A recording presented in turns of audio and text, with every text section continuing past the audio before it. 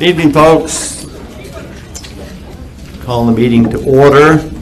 If you'd please stand, the chairman of the Board of Selectmen will lead us in the Pledge of Allegiance to the flag. There are two here, but we're pledging this one over here.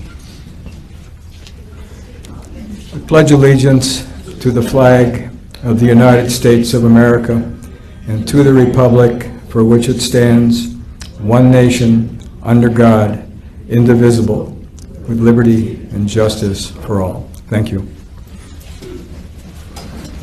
Okay, you may be seated.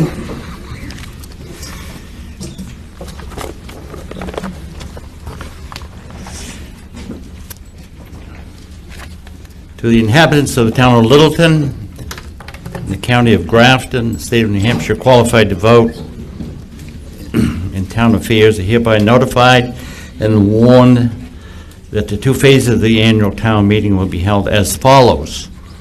First session of the annual meeting, deliberative session, Wednesday, February 8th, 2017, 6 p.m. The Littleton High School cafeteria, 159 Oak Hill Avenue, Littleton.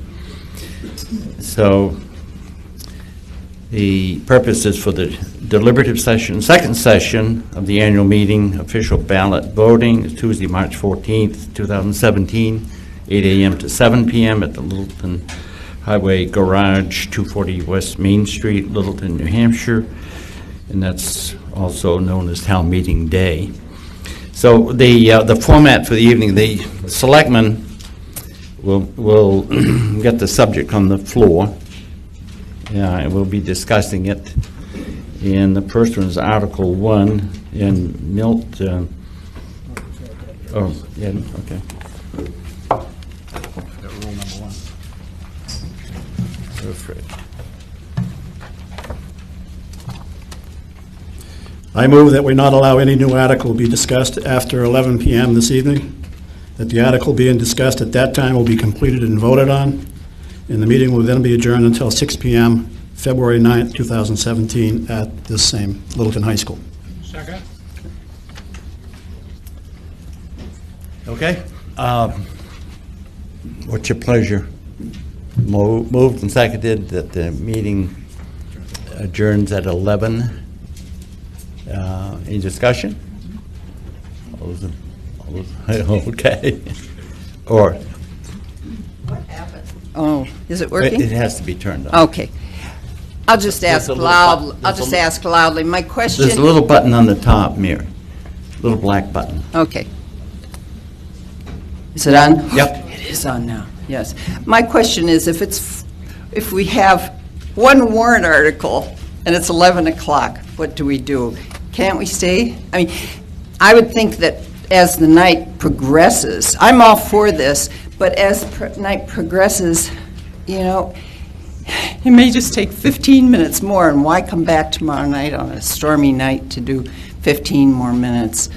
If we could wait to see how the evening goes, that's my only concern. If you're in the middle of an article or something, we'll need some exception.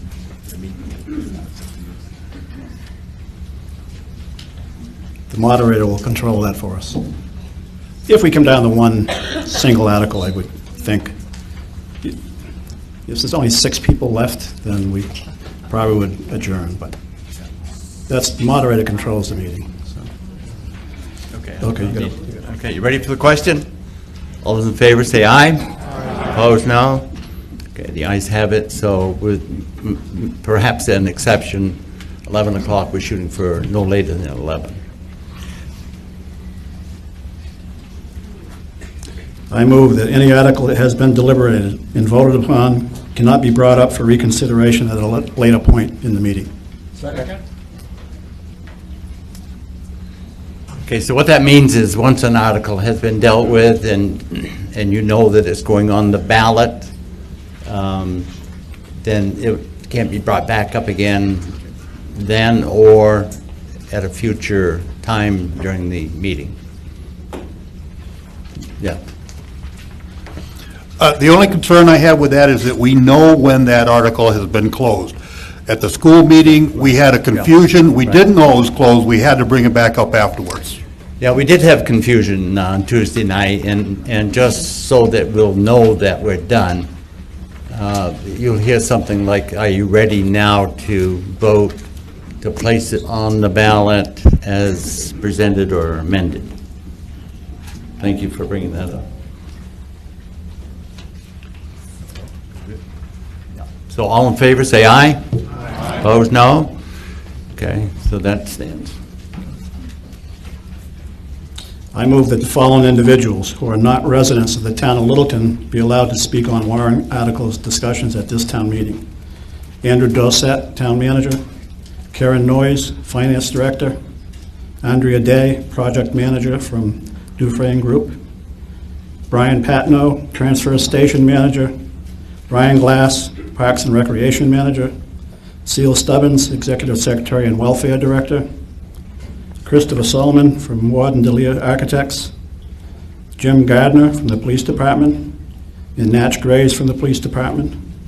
And then anyone who represents any social service warrant article after stating their name and the agency that they represent. Second. Okay. Moved and seconded. Discussion.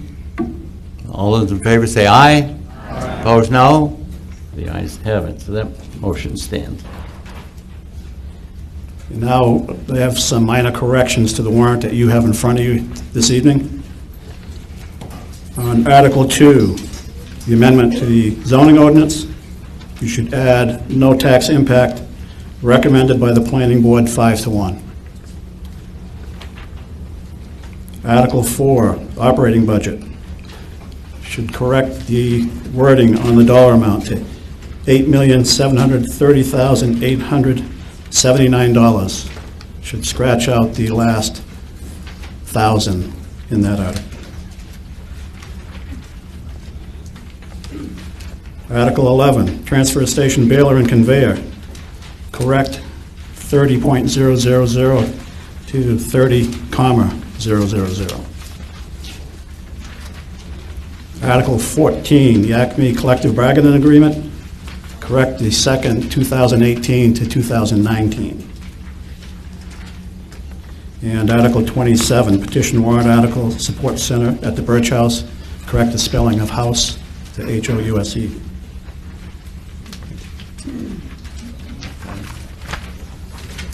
So that's, do we have a motion on that? You already moved, seconded. The list that Ed just gave us, changes, satisfied with that? All those in favor say aye. Opposed, no? Okay, thank you. That's pretty much that list of housekeeping articles. Just as we have in the past, we ask you if you want to participate, hold the card up and hold it up to, if you're voting, speaking, standing, just so that we know that you're a registered voter. The meeting is open to all people who are registered voters and those who have been given permission by the meeting to speak. So the purpose of the meeting is for explanations and discussion, debate, amendments. Most amendments are permitted. If there's a question, we'll discuss the amendment if there's a question, because we really want to leave this meeting with some clarity for informed voters on. So voters will be thoroughly informed by the town meeting.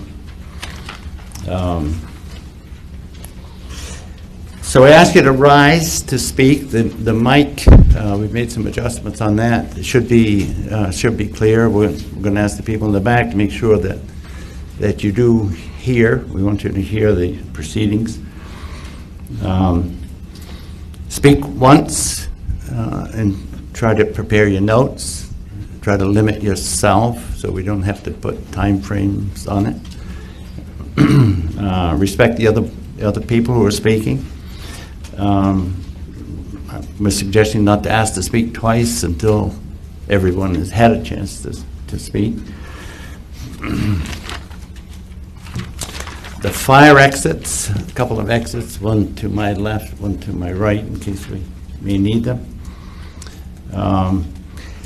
And the idea that seems to work the best for a meeting like this is sticking to the issues. We get more done that way. And we haven't had a problem.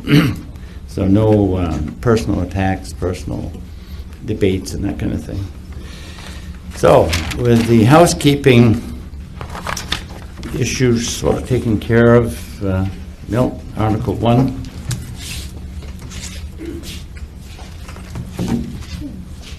Our first article is the election of officers. To choose necessary officers, including one selectman for a 3-year term, one trustee of the trust funds for one 3-year term, one park commissioner, 1 3-year term, 3 library trustees, 3 3-year terms, and 1 library trustee for a 2-year term. That's a motion. Second. Okay. So typically, these offices are on the ballot, and there's no need for discussion unless somebody has a question. So all those in favor of placing Article 1 on the ballot, that's what you're saying, and you don't need a discussion, say aye. Aye. Opposed, no. So we'll move to Article 2 for this meeting. Thank you. Article 2 is an amendment to the zoning ordinance. Are you in favor of adopting the amendment to the zoning ordinance as proposed by the Planning Board to extend the boundaries of the industrial zone to include a 115-acre parcel of property which abuts the current industrial zone, which is owned by Littleton Industrial Development Corporation and identified as map/lot 102-7. The property is currently in the rural zone. Do I have a second? Okay, thank you. Okay, motion's made and seconded, so that we're ready for discussion. So you guys want to make the first presentation? Is there anyone here from the Planning Board? Yes, sir. You want to stand up and give us your comments? Oh, yes, ask the question.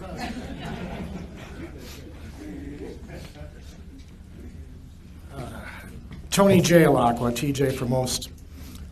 This came in front of the planning board during the summertime. We've had conversations with it. The LIDC came in, they presented. The board agreed to move forward to have a public session. This is all part of the process. During that process, they came in, both sides, including the butters and LIDC, gave their side of the story. The planning board did vote 5-1 to bring it to the warrant article, which gives the residents of Littleton the opportunity to vote if they want to see that go through. And so that's why it's on the warrant articles this evening. Thank you. The article will appear on the warrant as a planning board 5-1 vote. The select board has not rendered an opinion here. The 2 selectmen sitting there are also members of LIDC. We raised the question to our attorney as to a conflict of interest and a way around that. She gave us instructions on how to do that. But in point of fact, the reality is that there's a real conflict of interest where there may be some personal gain by belonging to a board, and there's a perceived conflict of interest. And our agreement among the 3 of us is that perceived conflict of interest is important enough to us to not render our opinion on this article. That may not mean individually we're either for it or against it, but as a select board, we did not render an opinion. Are there any questions about that? Thank you. Is there anyone else here that has any comments or questions they would like to render regarding this article? Yes, sir. Yeah. Sure. Yeah. Go ahead.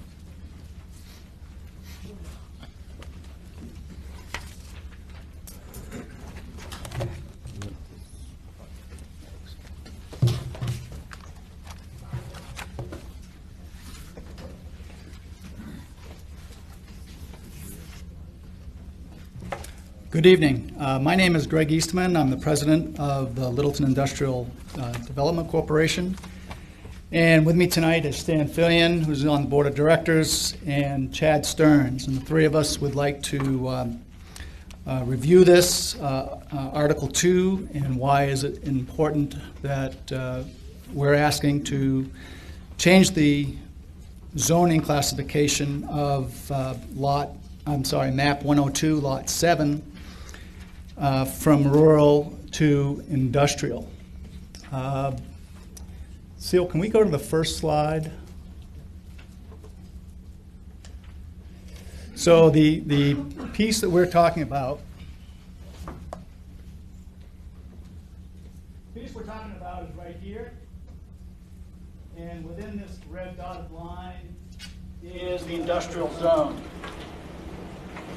And we want to extend that zone to include this map and lot 102-7.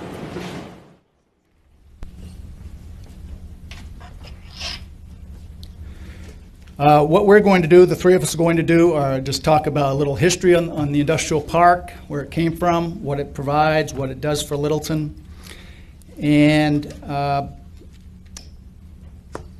go through some of the other variables that why we're asking for this, and address some of the concerns as well. First of all, the park was created in the early 1970s with the loss of the shoe industry in Littleton, and that was our major employer. And about 700 to 1,000 jobs made their way to Arkansas, amongst other places. Gentlemen by the name of Paul McGoldrick, King Covey, Art Folsom knew that those jobs had to be replaced. Industrial park was a pretty progressive idea at the time, but that's what they set out to do. And here we are today. Today we have 16 businesses, and it's been built out since the mid-1970s. We have 17 businesses, and largely the success of the industrial park comes down to two variables. One is our location and our transportation system. We're right on Interstate 93, quick shot to Vermont, north and south. Companies like that, manufacturers like that. The second big variable to us and for the success of the park was our utility rates. Littleton Water and Light has provided some of the cheapest, most inexpensive power in New Hampshire for a long, long time. I think it's still the case today, if not New Hampshire, New England. So those two variables, when a company is looking to locate or relocate, we're in a prime spot. And together with the hard work of the folks at LIDC over the years, here we are today. We're at capacity. We have very little room to grow in terms of land that LIDC owns. And this particular lot is what we call Phase 4.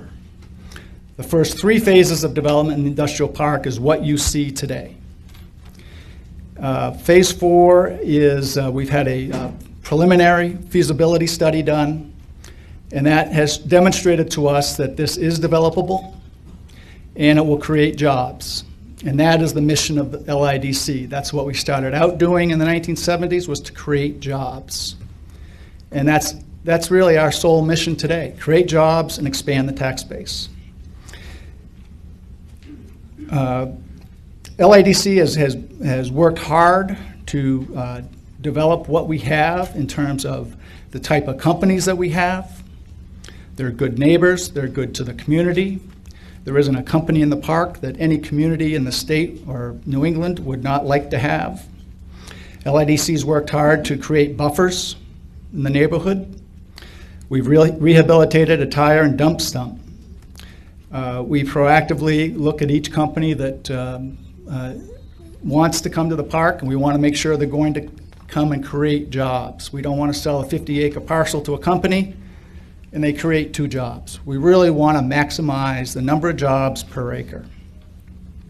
We've enacted covenants, LIDC has, to make sure it's a neighborhood that you like to see. It's our own version of, what do I want to say? Site plan review, right. This site was originally designated a possible landfill, solid waste landfill, back in the day.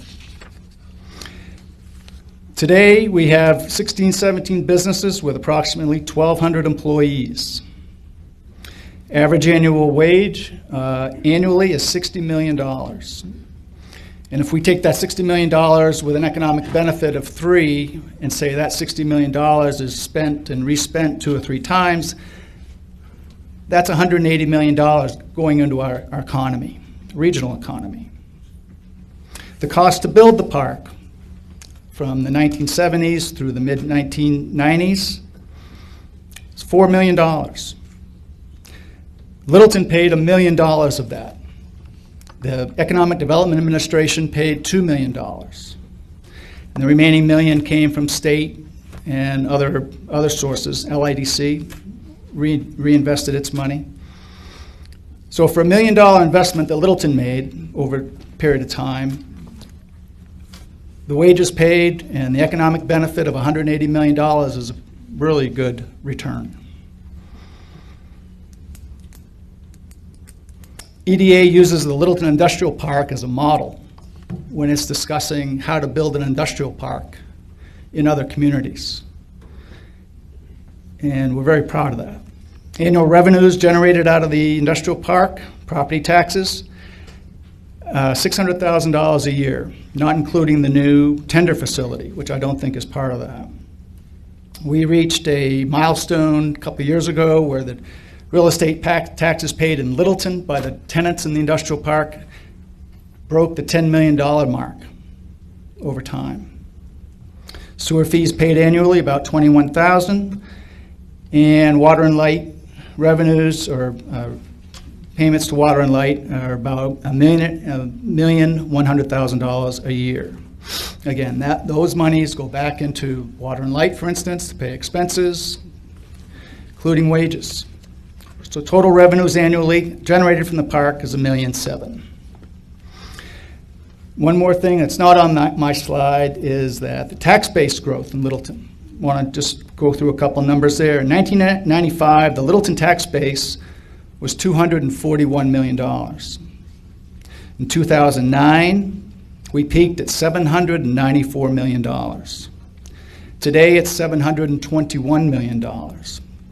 We think the industrial park has had a great deal to do with the growth of Littleton. And we're, with our tax bills, with our tax base, we're looking to the future. We want to rezone this, not for next year or the year after, but this is a 20 to 30-year project. Just as the existing industrial park has created 1,200 jobs over a long period of time, this piece of land that we would like to look to study more and develop is for the next 20 or 30 years of development. That's about all I had. Stan? Keep going, you're taking the wind out of my sails. Stan Fillion, I'm the Vice President of LIDC. Just to continue on what Greg was talking about, if you look back to the 70s when our park started, it was all gravel pits. There was nothing there. Look how far we've come. We're looking, as Greg said, 30 years down the road.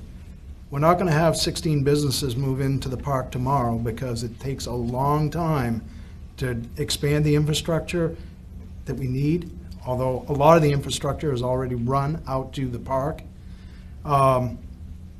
So it takes a long time to do this, so we're looking for that extended growth. Greg talked about the tax base growth.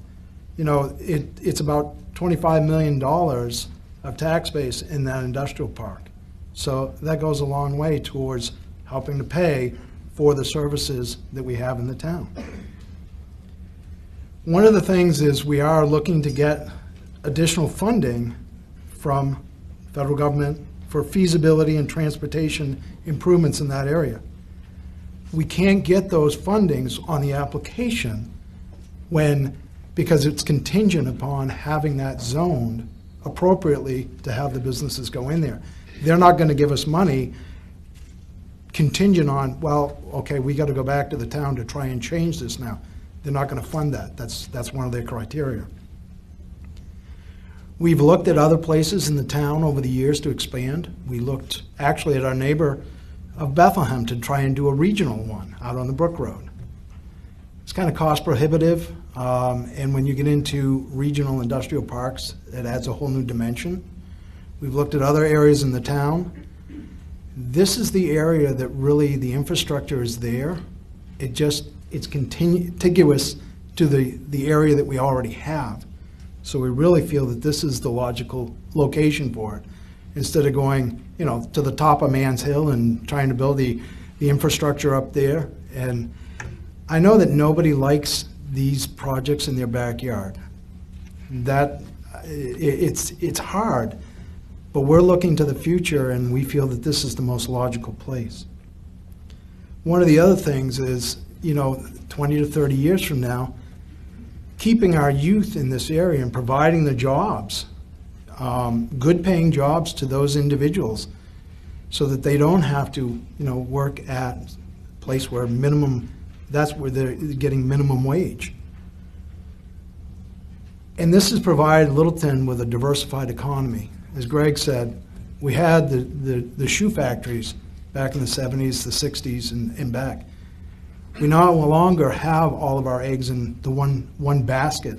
We have different industries in that park. So if one goes south, we have other ones to sustain that park and to continue to grow it. So again, I'll turn this over to Chad with his piece. Thank you, Stan. As TJ said earlier, we did have a public hearing back in December, and at that there were several concerns addressed. So we thought tonight, in addition to saying why we need this, addressing those concerns and letting people know that, we're not blind to a lot of the issues that came up. Looking at the first item, the wetlands studies, we've done those studies, and we've determined that this is a buildable lot. And we are confident enough that we're ready to move forward to the next phase of engineering, of studying, of grant applications. But again, we need this zoning change to do that. An independent study from the state of New Hampshire Employment Security, they're the ones that they've stated that this could by 2037 add another 1,200 jobs to that park.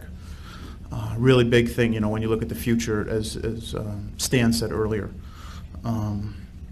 Again, I think we've already talked about, grant studies. If we're going to get the studies, if we're going to get the grant funding to do these studies, we need to have this zoning change because, and if another business is going to look at building in there, they're not going to wait 8 months, 9 months for the zoning to change so that they can put their business in.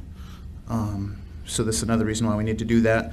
Another thing, when we looked at infrastructure, I think everyone here, whether you work in the industrial park, you go to the transfer station, or you just drive through, the road's not the best road in the world, whether it's Eustis or Industrial Park Road. And that's, has always, through every phase, has been one of the things that, LADC is most proud about, is improving the infrastructure for the community. Whether it's the Palmer-Goldrick Bridge or the Industrial Park Access Road.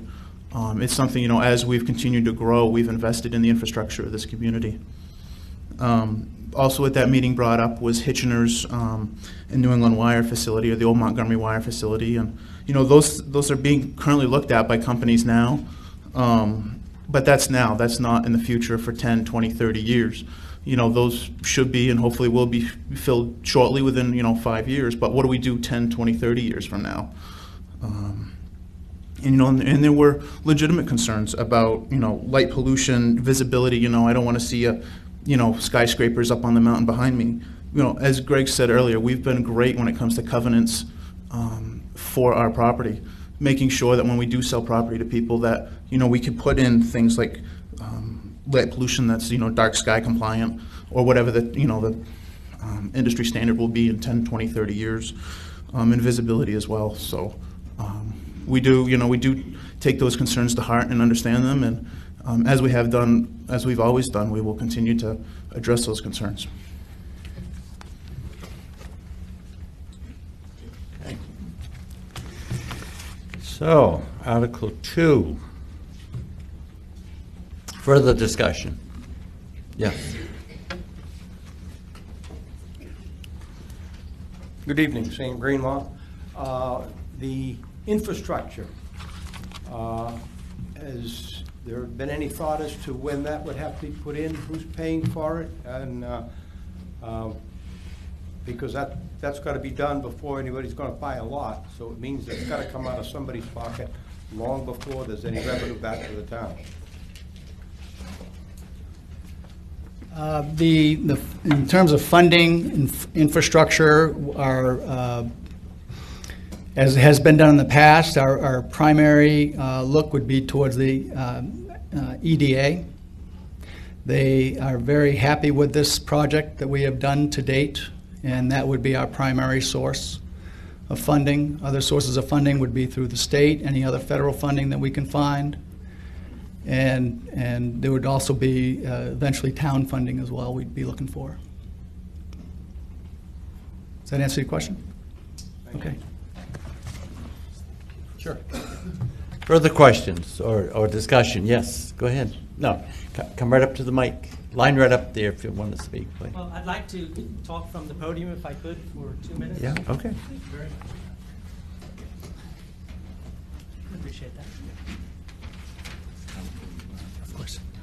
Evening. My name is Tom Clardy. I live on Sear Road, and my property looks out over this property that's proposed to be changed. I prefer to talk to you face-to-face rather than at the mic because I believe it's up to the voters as to whether this will be changed or not. And first, I'd like to congratulate Greg and the park on the great work that they've done. It is a really good park. I've had lots to do with industrial development over my career. It's a very nice park. It was well done, and it fits right in along that corridor that doesn't really disturb people. There aren't really many houses that affects, and it was very nicely done. And then they bought the other land on speculation that sometime they would be able to change that land from rural to industrial. And it was maybe to be able to do it. And it's presented to us as if it's like, well, we have to do this because that's the place that the industrial park goes. We don't have to do it at all. When we wish that maybe Greg wishes that would happen, I wish I were 6'4" and looked like Robert Redford. It isn't going to happen, right? So we're here to ask you as the residents not to do that. If we look at our long-term plan, and the plan says that we want to encourage and facilitate appropriate economic growth and development, which will benefit Littleton residents, including protection of their property values, natural environment, and community character. That's from our Littleton plan. As soon as this is changed from rural to industrial, we will lose somewhere between 5 to 25 or more % of our property value. 5 to 25, or I believe in my case, even more. But we do have an appraisals report that is from Capital Appraisal that I'd like to give to the board. May I do that? Thank you. And it was first done when the Tender Corporation was going to move into the park, and then the Industrial Council or Corporation withdrew that.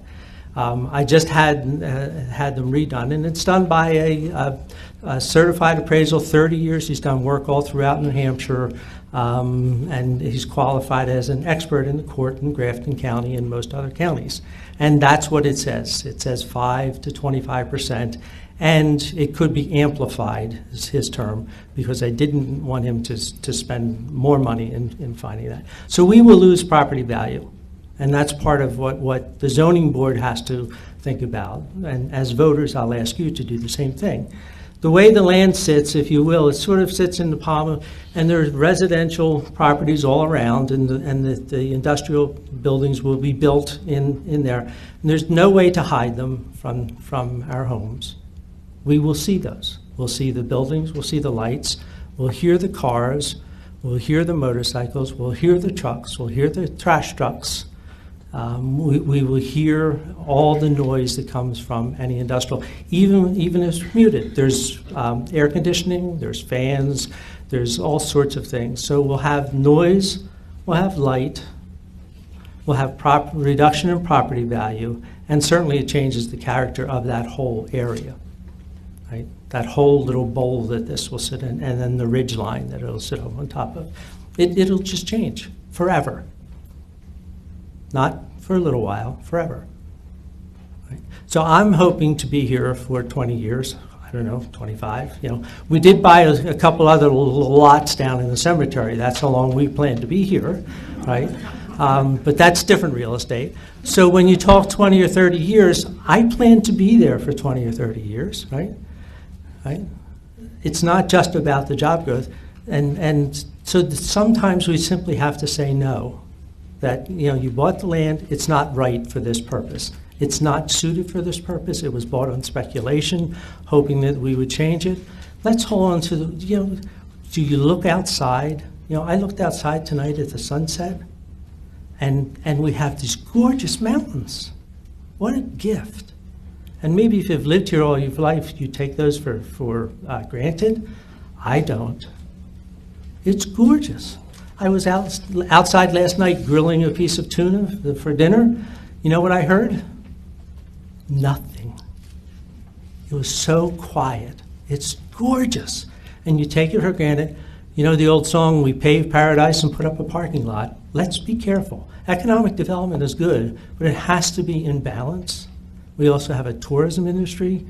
You know, all the economic development takes away from the tourist industry. People drive through towns that are industrial. They don't go to them. So let's be careful with our tourist industry as well. And then the other concern I have is, do you know the unemployment rate in Littleton is right now? 2.3%.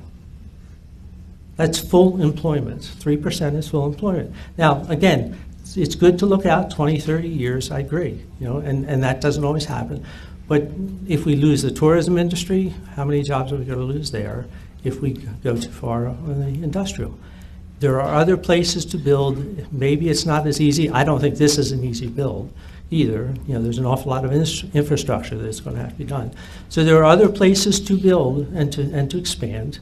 This was bought on speculation. It's just not right from what we claim we are as a town. What is in our master plan, it is not the right thing to do. So I'm asking you to say no. Thank you very much, and thank you for letting me come to the vote. Okay. All right, further discussion. Okay, go ahead. You mind if I come up front and No. speak this way? That's okay.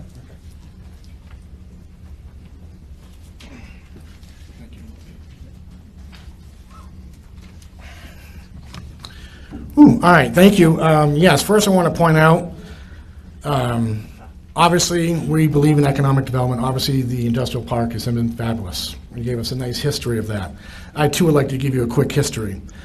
Our family's been on that mountain for over 40 years, and I can recall the day that my dad took the Webelos down and we watched the trucks build the industrial park road. There's a couple Webelos in the audience tonight. So we've been on that, we've been in the land, on that land for over 40 years, and obviously I haven't been there the entire time, but I can tell you that we were one of the original, and I'm trying to see if there's anyone else out in the audience right now who can claim that they were there in 1968. So our family's been there since 68. Obviously I haven't been there since 68, but the family has. One of the concerns I have is when we're listening, and do you mind going back to slide 1, and Greg, would you mind pointing out some landmarks for the folks so they can see or have a better understanding of, like, where is the transfer station in relation to, or the coin company? Because that's just a map, and if it's the first time you saw that map, I couldn't point it out as well. Coin company's there.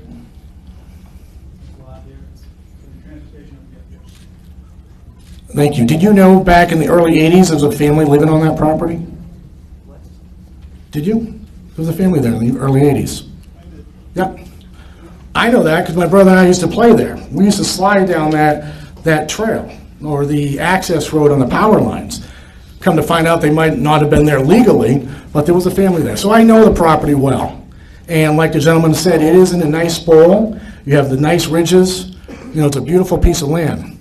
I've also had the ability or the good fortune to travel when I left town for college. And when I told people where I was from, they instantly knew what Littleton was all about. It was about balance. It was about environmental balance, green space, and more importantly, industrial and economic growth. We've done a wonderful job. We've been very fortunate. By voting no or voting yes to this, or let's say voting no, that 1.7 is not going away. It'll still be here next year, and the following year, and the following year. The concern should be that if we vote yes, we're going to lose our green space. And I don't know if you've looked around town recently. I used to commute up and down 93 for 4 or 5 years, and on the ridge lines, now you just see houses everywhere. The last thing we want to see is another factory. They've done a wonderful job building the Tennecore, that if you look on 302, it blends right into the mountainside, so you really can't tell. Living on Mount Eustis, you can't hear or see the lights, really. There's really little impact. So we've done a wonderful job designing the industrial park, and thank you for that. It also keeps our tax base down. But again, it's about the green space. And I get one last story, and then we'll move on. One of my first jobs is I had a paper route. Well, most of my houses were down on South Street. My last house was Mr. New, and he lived on the Sear Road. And back at that time, again, in the early 80s, there might have been 3 or 4 people driving home on that road, the same road that we're driving on today. But the difference is we have the industrial park, and if you're on that road at 4 o'clock in the afternoon or 7 o'clock in the morning, look out.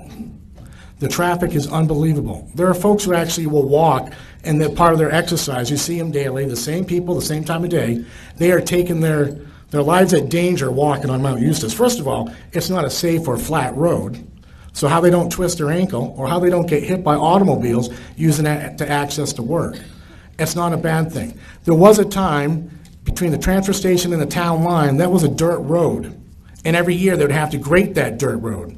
Well, if you drive that road like I did this morning, you're going to notice potholes, humongous potholes. So to tell me that the first thing I heard tonight on Article 2, unfortunately, was there's no tax impact. There will be a tax impact. Don't be fooled by that. For the simple fact that at some point, if some company decides to go in there, you're going to have to add infrastructure. You're going to have to increase that road space. How many people have driven that road going to the transfer station? How many people try to keep between the yellow line and the white line? I'm not saying the road is perfect, but when they go to paint the lines, some spaces you barely have enough space for one car. The other day I was coming down the road and a plow truck was coming up at me. I pulled to the side because I didn't want to get hit. I wanted to make sure he gave plenty of space so he could get by me safely so I wouldn't get hit. Can you imagine having more? I mean, there was a time it was 3 or 4 houses up there, and now we have many houses up there. It's a beautiful neighborhood, and that's what it is. It's a neighborhood. It's not an industrial zone. It's simple as that, just part of our neighborhood. So I urge you to vote no on Article 2. We have plenty of time, 30 years from now. Hey, 10 years from now, maybe we do need that. We do need the jobs. But like you said, the unemployment right now is at its lowest. If you read Bloomberg this afternoon, they came out and said nationally the unemployment rate is at its peak. They've added so many jobs since 2010. So we don't need a factory right now. And we're not going to lose our tax base. But what we can't jeopardize is our green space. Thank you.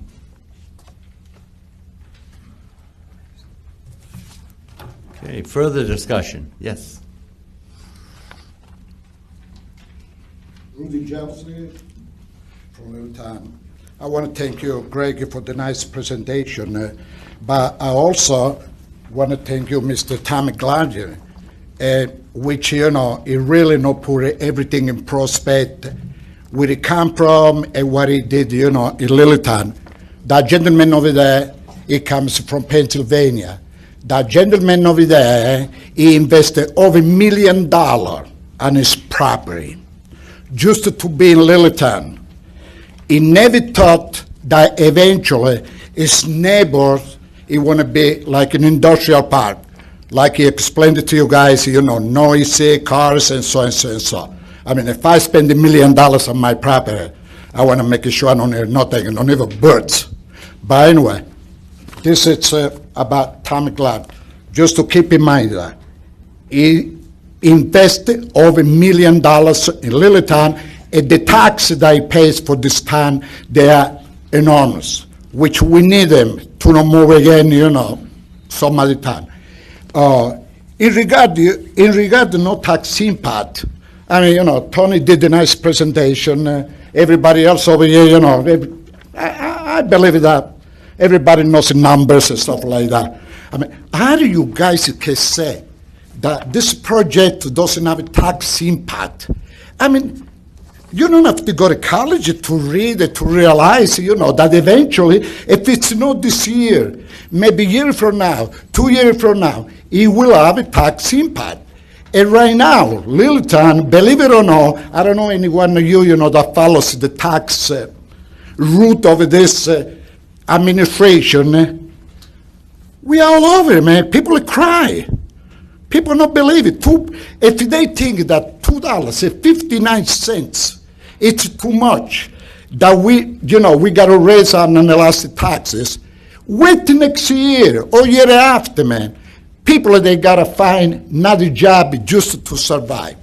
I just, suggest you guys do whatever you want because we all mature people. I say no, no, no, and article number 2. Thank you very much. Okay, do we have further discussion? Yes, please.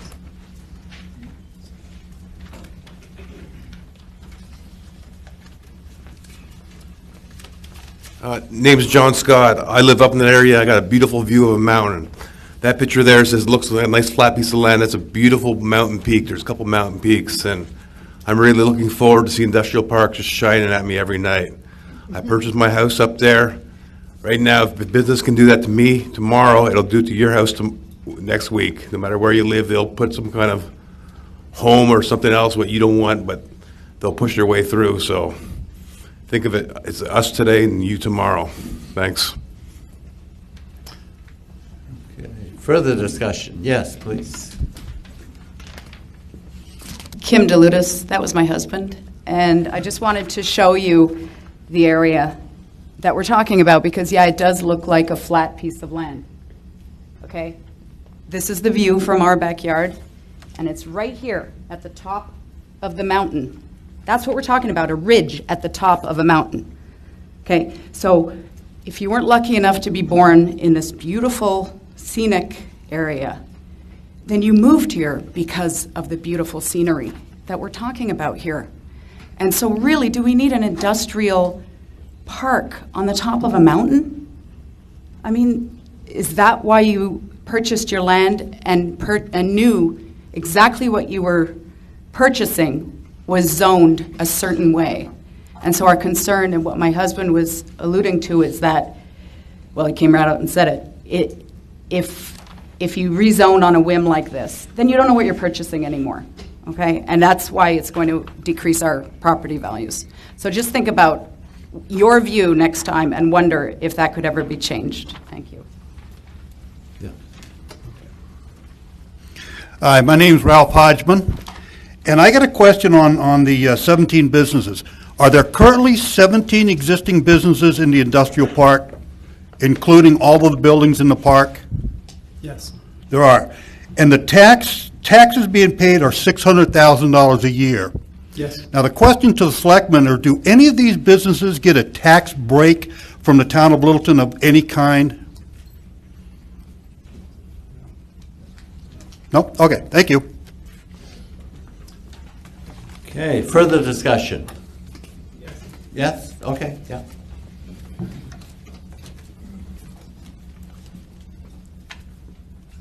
Bob O'Connor, just some clarification.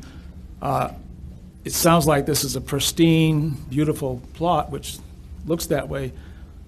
Am I not mistaken? There's a power line going right through that? Yes. And I know that when I go down to the transfer station, I look up at that mountain, that's what I see is that power line.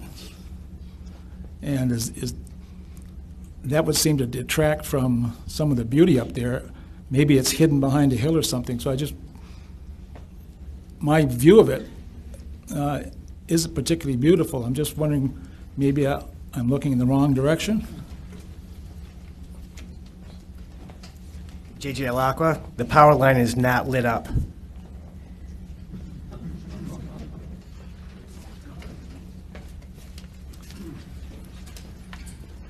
It's Sean Dodge. The power line is in a little sag that's up through there. You cannot see it from anybody's house that's concerned about this project. And I would like to ask if we could get permission to put some industrial balloons up, like the same size as the new tender building that they proposed to put up there 2 years ago, just to show people what it would look like on top of this ridge. Okay. Do I get an answer now, or? Well, did you want an answer now? Yeah.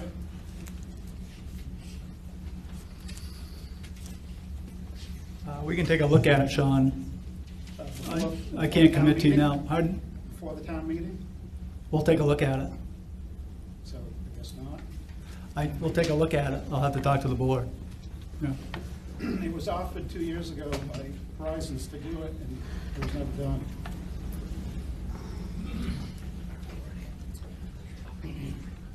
Okay, I don't know if you folks heard that or not. Sean said it was offered 2 years ago and it wasn't done? At a meeting we had. Okay. Okay. So, yeah, no, I'm just saying, just for the benefit of the audience, if you want to make a statement, then it's perfectly all right. Come back to the mic so everybody hears it. All right, go ahead. I'd like to walk to the map so we can put this in perspective. We've heard a lot of people talk tonight about this. I have no bone in this. I'm not connected to LIDC. I don't see this from my house. I have no impact to this. Well, let's talk about the facts tonight that you haven't heard. You heard Mr. Clarity, I believe that's how you pronounce your name, sir. With all due respect, you have a beautiful home. You purchased the land in 2008, am I correct? This property was purchased in 1998, am I correct? It was zoned residential then. It is still residential. It has always been LIDC. Your property sits somewhere in this area up here, am I correct? You're not physically directly connected to it.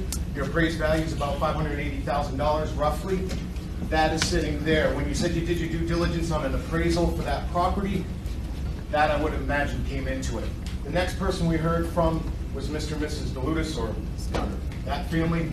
They currently sit from this edge of this property over 2,100 feet away from the edge of that property with a 20-foot setback. They look across the Dodge complex, which is zoned industrial, that resides right there. They look at the satellite dishes. What they can see and they can't see, I can't tell you because I'm not on their property, but that was zoned industrial. I do feel for Mrs. DeLutis and her family because they bought their house in 1997. So they were there before LIDC made the decision to do this. So in fairness to them, they have some legitimate concerns that they're going to look at something, but what distance is the field of view to justify whether you can control what happens there? When we look around this area and we look at what the land can be used for, the abutting land to it is owned by the town of Littleton, which is zoned industrial, which abuts a dump, a transfer station. It also abuts, that we're not talking about, that has a regional impact, the town of Bethlehem, the town of Bethlehem and the town of Lisbon, and a corner piece of Sugar Hill that has no residents that directly abut it. So it's a wooded lot. It's heavily saturated when you look at it and you fly over it. From an overland view, it does look flat. When you look at it from the road, you're looking up at it.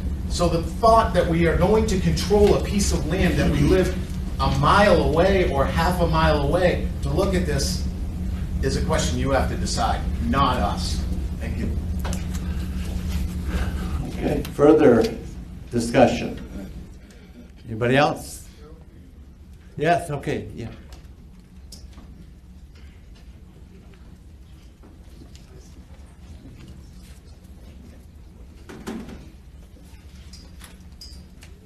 You know, I understand the concerns, and I feel the same way.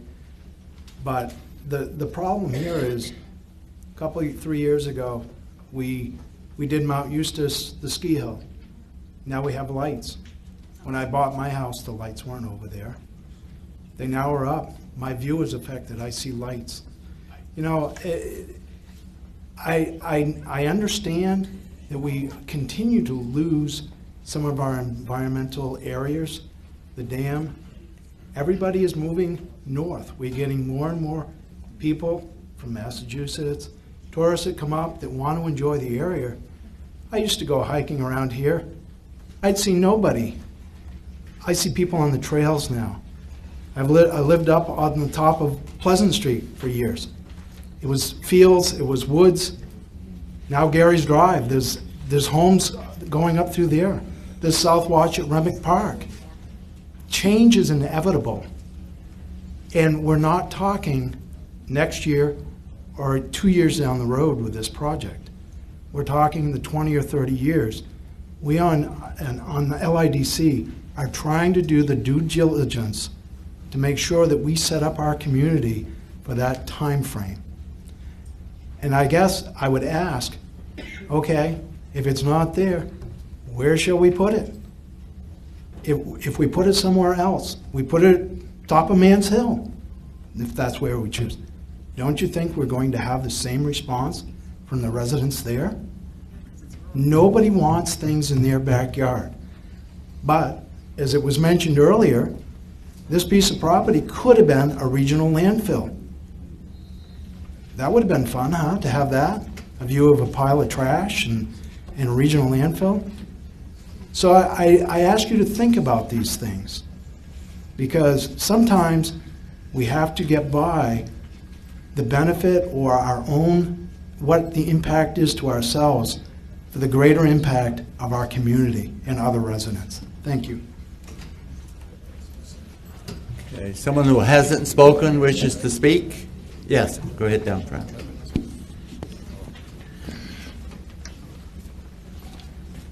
Hi, I'm Aaron Parkening.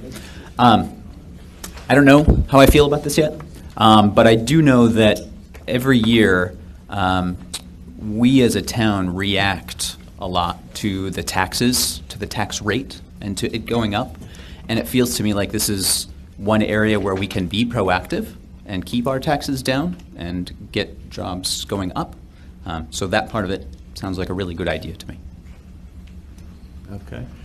Really, just, I just want to answer to Greg. If you were to make a landfill over there, people would buy the property, okay? No would invest on on $1 million property. If you were to, put a landfill. Now, another thing, Mr. Moderator, I would really like, for the selectmen to really put an input on everything we talk about. They sit over there, man, it's like, we're talking about money, we're talking about taxes, we're talking about ideas of the citizens in Littleton. I would like an input. You as a moderator can tell the selectmen to put an input on every article that we talk about. Thank you very much. All right, this will be the last time I get up, so I just want to address a couple things. One, we have an opportunity here to make sure we don't make the mistake our neighbors have made. I don't have to say who our neighbors are, do I? Drive 302, take a look. You can see the hill. You can see the trucks on top of that hill dumping trash. You said landfill. You want that to be a landfill? No, we don't need it to be a landfill. Second point is, Mount Eustace Ski Tow, when you drive into town, we used to see the cross. The other night I drove into town. People would die, I work in Lincoln, to have property next to a ski slope. It's beautiful. The lights are out in a reasonable time. I believe they're on a timer, don't quote me. But they're on a timer. That's a beautiful piece of town that we have. So, and that's what we're talking about. We're talking about green space. If I'm not mistaken, the property was purchased in 1998. No taxes have been paid on that. We're not going to lose anything by keeping it green. That's it.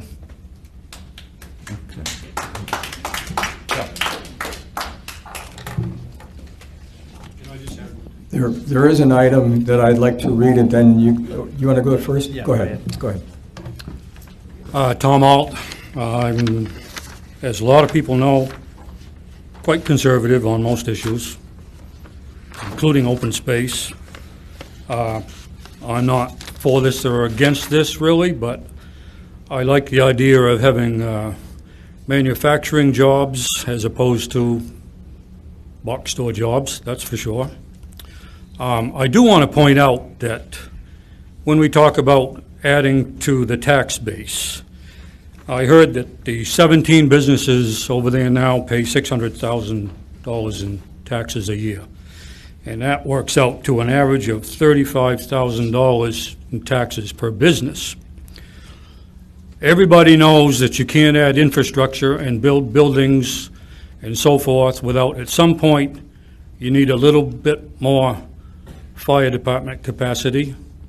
You need a little bit more law enforcement capacity. You need to plow a little more streets and repair a little more streets. And at $35,300 for one business paying taxes, you're going to be way behind the 8 ball for a long time. You're going to have to put a lot of businesses over there, because if you look at the salaries and benefits that we pay the public servants in this town, one position, if you count the benefits, is going to cost you $100,000, which would be the taxes of 3 new businesses. So I think we should just keep all this in perspective. It's great to have manufacturing, it's great to have jobs, it's great to have life quality, but there should be some acknowledgement that it's not just all adding tax base without adding tax expense to our budgets too. Thank you. Thank you, Tom. I think everyone here knows that with this particular article, the selectmen did not render an opinion because of the perceived conflict of interest. On all the other articles, we have rendered an opinion, except the social service articles at the very end, which I'll explain later. I do have a statement that I have to read here, and it's actually a letter, and it's going to take just a few minutes, but there has been a condition set on this warrant article. This was addressed to me as the chairman. I am writing, and this is from Waystack and Frizzle, who are trial attorneys. They had a representative present to us at the planning board back in December. Dear Chairman, I am writing on behalf of petitioners Thomas Clardy and Sean Dodge. Enclosed, please find their zoning protest petition submitted under RSA 675:5. On December 20th, 2016, the Planning Board voted to present an amendment to the current zoning ordinance for vote at the town meeting, and the proposed change is to rezone Littleton Tax Map 102-7 from rural to industrial. The enclosed zoning protest petition is submitted pursuant to RSA 675:5 in opposition to this proposed zoning change.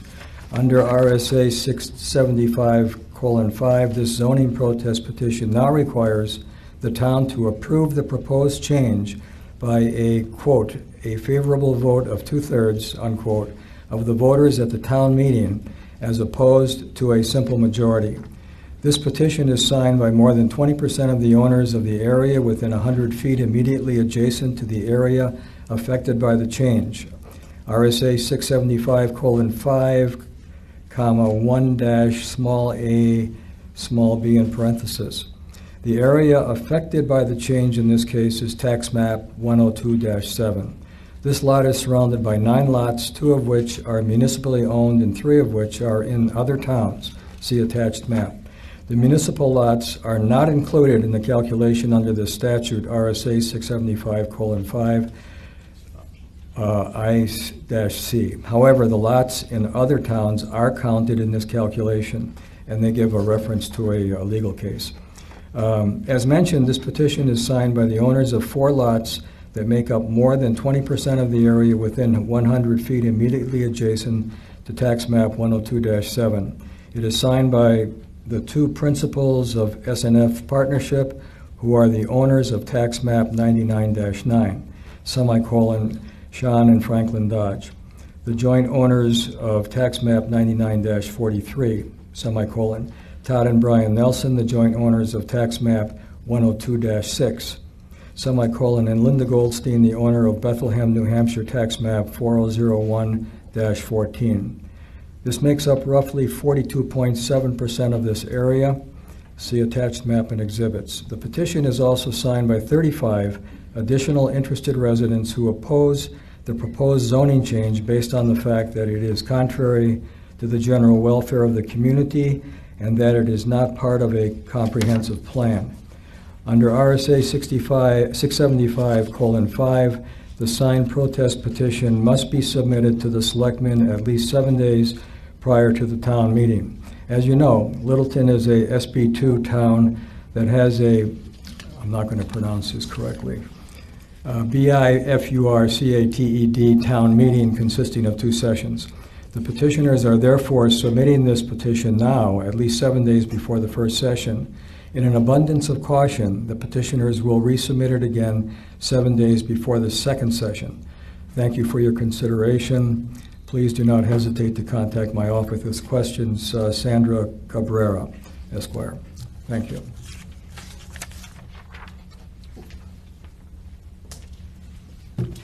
Okay, I guess that letter would be placed on file for the record. Now, at this point, go ahead. Yeah. I know in the past that if a vote, a 2/3 vote, or more than 50%, 51%, is usually in parentheses at the bottom of the article. Right. Will that appear, that the 61% appear at the bottom of the article?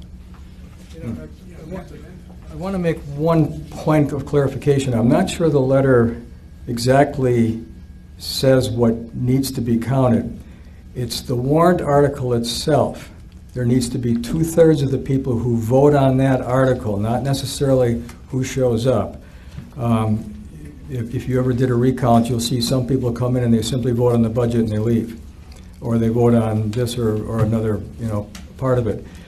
So you need 2/3 of the people voting on that article, voting yes, is what they're asking for here, or not voting yes. So it's not how many people show up to vote, it's how many people vote on Article 2. Right.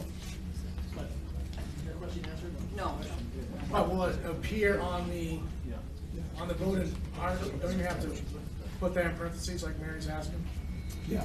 Okay. So the question is, will it appear on the March 14th ballot that it requires a 2/3 vote? Is that what you're asking? Yes. So what's the answer to that? Do we know? I mean, it will be as request. Is that what you're saying? Okay, so it would be. Does that require an amendment for this article?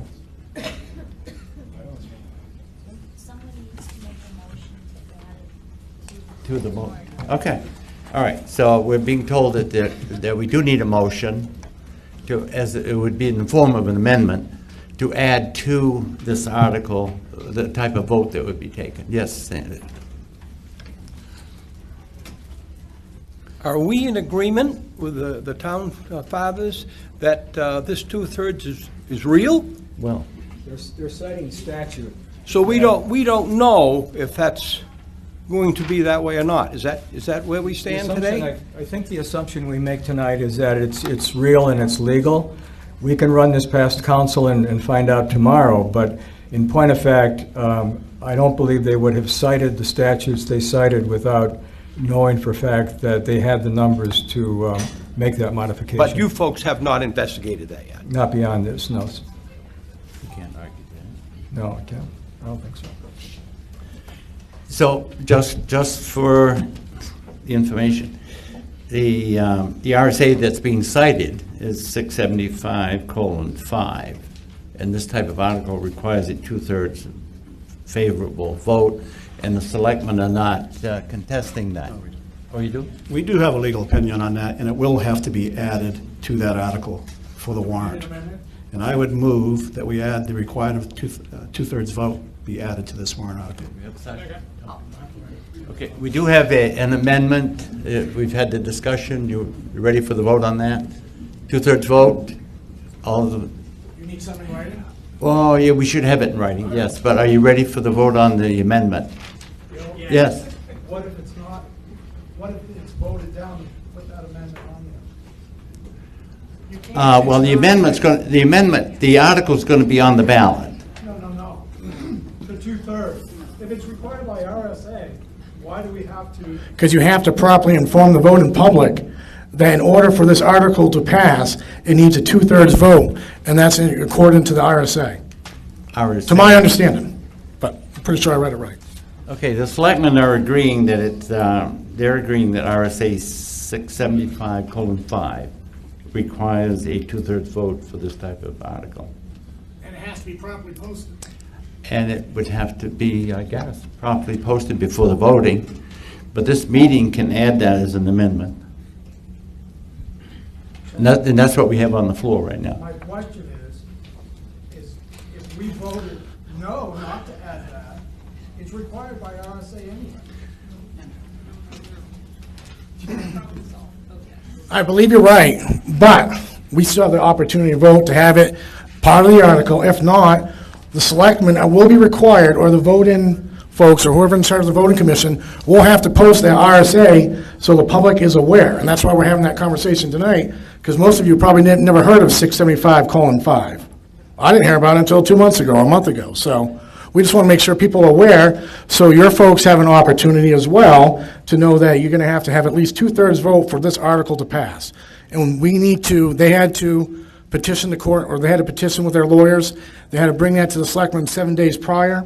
They're going to do it again for duplication, so there's no question. But it has to be posted properly. And all we're asking is, and it's been done in the past, like Mary said, that two-thirds vote is required for passing. That's all we're asking for. I have a written amendment here. Okay. If you look at Article 3, down there at the last sentence, there's brackets, 3/5 ballot vote required. The same thing will appear on Article 2, two-thirds vote required. Okay. So that's the motion. And it's been seconded. Yeah. Okay, and the selectmen have just concurred that that's it, and they will cooperate with this, whatever is required to give public notice. All right? So the amendment is to add two-thirds vote required to this article. All those in favor of that amendment say aye. Aye. Opposed, no. Okay, the next question is, are you ready to stop discussion on this and place it on the ballot as discussed with that amendment? You ready for that? All right, so all those in favor say aye. Aye. Opposed, no. All right, we're moving on to Article 3. You need this.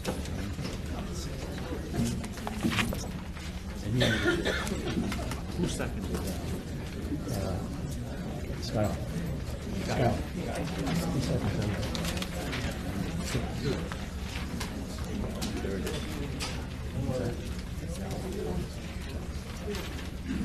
Article 3, Sewer Storm Water Roadway Project Bond 2018.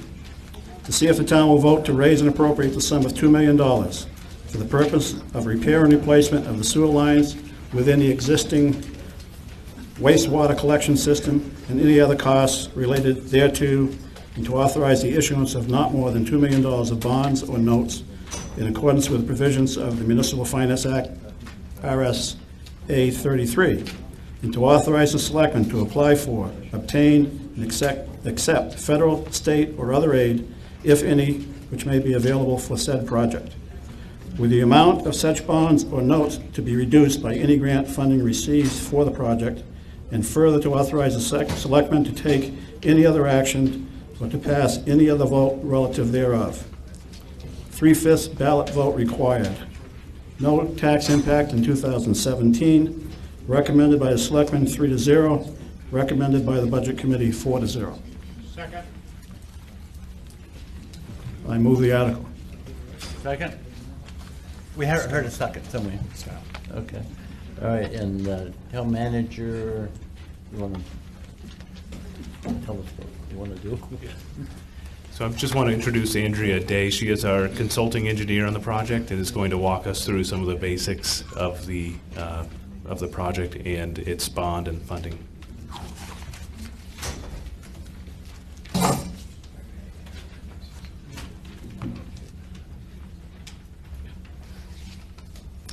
Good evening. As Andrew said, I'm Andrea Day with Dufresne Group, and I have assisted the town with looking at this project area. The project area consists of Union Street, Pine Street, Chiswick Ave, and Cross Street. There's a map depicting the area there for your information. The project was identified in a study that was done in 2012. The study looked at the entire community and measured infiltration and inflow into the wastewater collection system. Sub-area 5 is what this project area is called, and that was identified as having the largest amount of infiltration and inflow per mile of pipe. Inflow is where you have stormwater directly flowing into your wastewater collection system through perhaps a catch basin that is connected to your sanitary sewer. Infiltration is groundwater that comes into the sanitary sewer collection system through cracked pipes or poor seals or,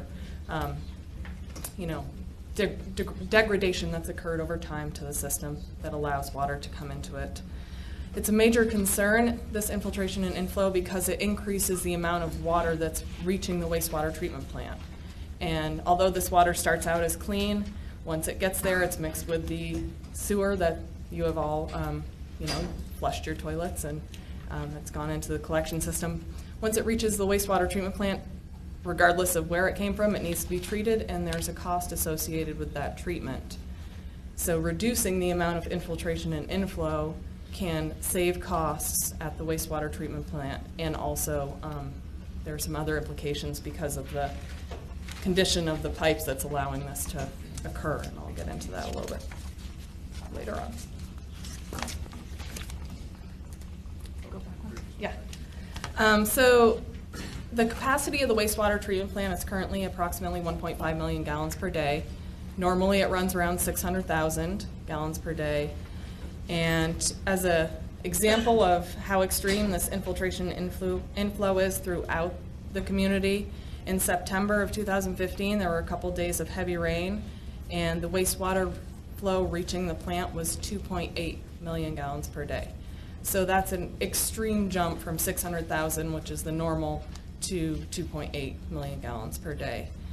February 2016, we had some more rain and snow melt that contributed to 1.8 million gallons per day. So this is frequently, they see, when there's snow melt, high groundwater, rainfall, they see a spike at the plant. And I think there's a chart there that shows, it's really hard to see, but it shows the correlation between precipitation and runoff, high groundwater times of the year, and flow at the plant. And these pictures are a few examples of areas where groundwater can get into the sewer collection system. So you have pipes that are in poor condition, they're cracked, that's a way for the groundwater to get in, or wastewater to get out into the groundwater. Some of the manholes, the seals are not great, and so at the joints you get some water coming in that way, and then you can see that one where the water's pouring in, that's at a joint in the pipe. So it's a real problem. The system is, these are old clay tile pipes, and so it's just time for their repair.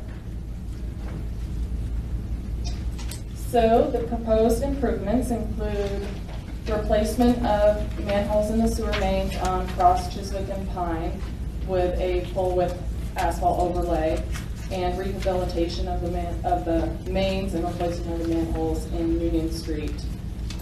It's much more cost-effective to rehabilitate in Union Street, which means that there's essentially a liner put in to prevent the inflow and infiltration. Because Union Street, the traffic, as you're all aware, if we were going to do a project on Union Street that would require excavating the whole street, it would be a pretty significant impact to the community. So we're recommending rehabilitation rather than full replacement. So the timeline, step one was the initial study that was done that identified the inflow and infiltration as being so significant in sub-area 5. Step two was the report that we're just finishing up. It was, we cameraed all the sewer mains, we did inspections of all the manholes, and we developed recommendations and associated costs for addressing the inflow and infiltration in this area. Step three is the application for funding. The town just submitted, it was due January 30th, an application to USDA, and the town is also on the priority list for the Clean Water State Revolving Fund for this project. So it's, they're looking for whatever sources of grant and loan funds are available. And step four is, I think what you're all here to get some more information about would be a bond vote, which will be a town meeting And then step 5, we would, assuming a positive bond vote, we would complete the designs with construction anticipated in 2018. A summary of the costs. We prepare cost estimates as part of the report, and it's based on our similar project experience for other projects that we've done in the area. Our cost estimate includes all the engineering, contingencies, legal costs, permit fees, and then it accounts for any inflation because construction costs only increase. So what it costs this year, it's probably going to cost more next year, so we account for that in the cost estimate. And the total estimated project cost is $2 million. The benefits, it's a reduced amount of water going to the wastewater treatment plant, which, as you're all aware, if you're at capacity at your wastewater treatment plant, you can't expand anymore, you can't send any more, and so that's going to limit the available growth in the community. The condition of those mains you saw in the pictures, those could collapse at some point and cause issues for the residents that live in that area, backups, and then the community is going to have an emergency situation where you have to go out there and make repairs. It can prevent any wastewater from getting into the groundwater, so we're not talking about just coming in. There's the potential for wastewater to go out. And the current manholes are smaller than what is the current standard for access, and so replacing all the manholes will allow better maintenance and access to the system. As part of our report, we look at options for funding. In our report, we looked at local borrowing at a 30-year term with 3.5% interest rate. The town can likely get a much better interest rate than that, but this is a conservative estimate, and the estimated rate increase would be 12.7% at that loan interest rate and term. The Clean Water State Revolving Fund, as I said, this project is on the priority list. They've offered approximately 15% principal forgiveness, and their loans are at a 20-year term with a 2% interest rate, and that's estimated a 9.4% rate increase. USDA Rural Development, the town of Littleton falls into their poverty category because of the median household income, which means that this project can get a possible grant of 45% of the cost. And their interest rates are 2% as well, but they can stretch it out to a 30-year term. So that brings it down to approximately a 6% rate increase, which comes to, if your sewer bill is about $500 a year, that's about $30 a year increase. And as I said, that application has been submitted to USDA. So in summary, the project will reduce the flow to the wastewater treatment plant by eliminating that inflow and infiltration, which reduces the risk for exceeding the capacity of the plant. It improves the reliability, operation, and maintenance risk for any of those mains finally collapsing and causing an emergency situation. Eliminates the potential for the wastewater to leak into the groundwater and contaminate the groundwater.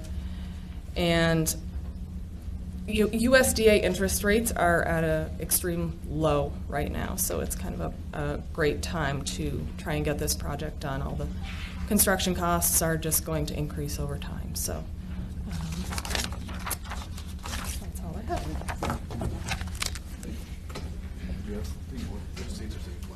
Okay, all right. Thank you. Questions? Discussion? Yes. Peter Cooper. Just a couple of points of clarification for myself and maybe others.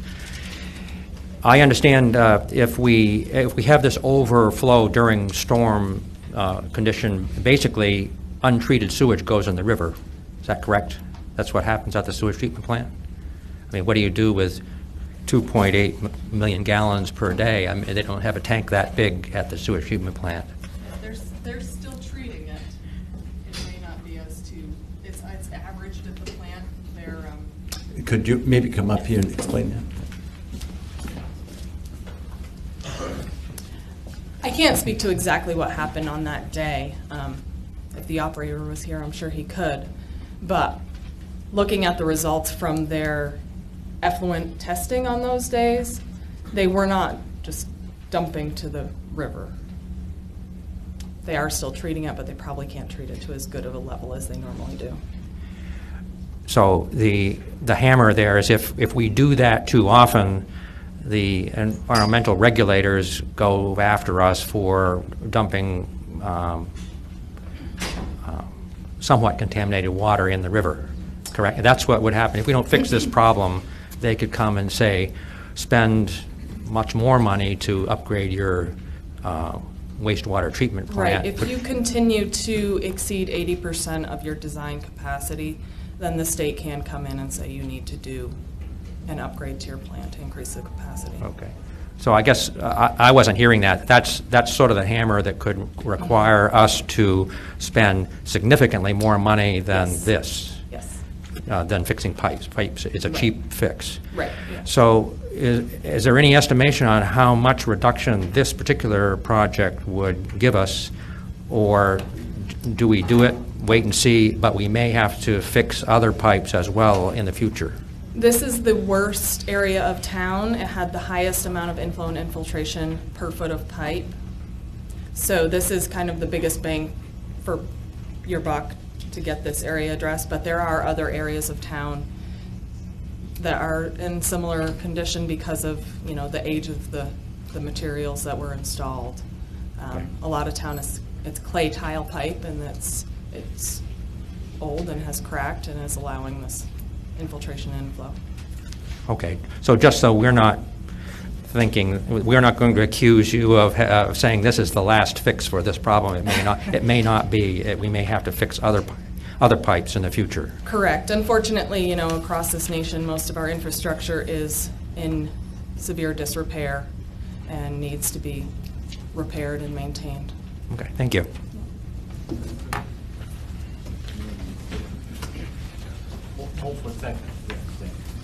One other aspect of this project, just to give you a little bit of background, this is called Sub-Area 5. The town, I believe, is subdivided into 7 different zones. So 5 is the worst, I think 2 is next, and then I think we're looking at 7, but potentially 7 after that. And this project, with its timing, would be 2018. There's no tax impact or sewer impact in 2017. And what this does also is it helps align our paving projects with our sewer infrastructure projects. Just this year, and Joe can speak to it a little more, we did a project on Church Street and Hill Street, and the town and the sewer fund were responsible for 100% of paving and all the improvements, where this helps us do a lot with a little. It helps offset the cost of paving, sewer, and if we find water issues too, we team up with Water and Light to address those. But I think Joe wanted to say something really quickly, if you don't mind.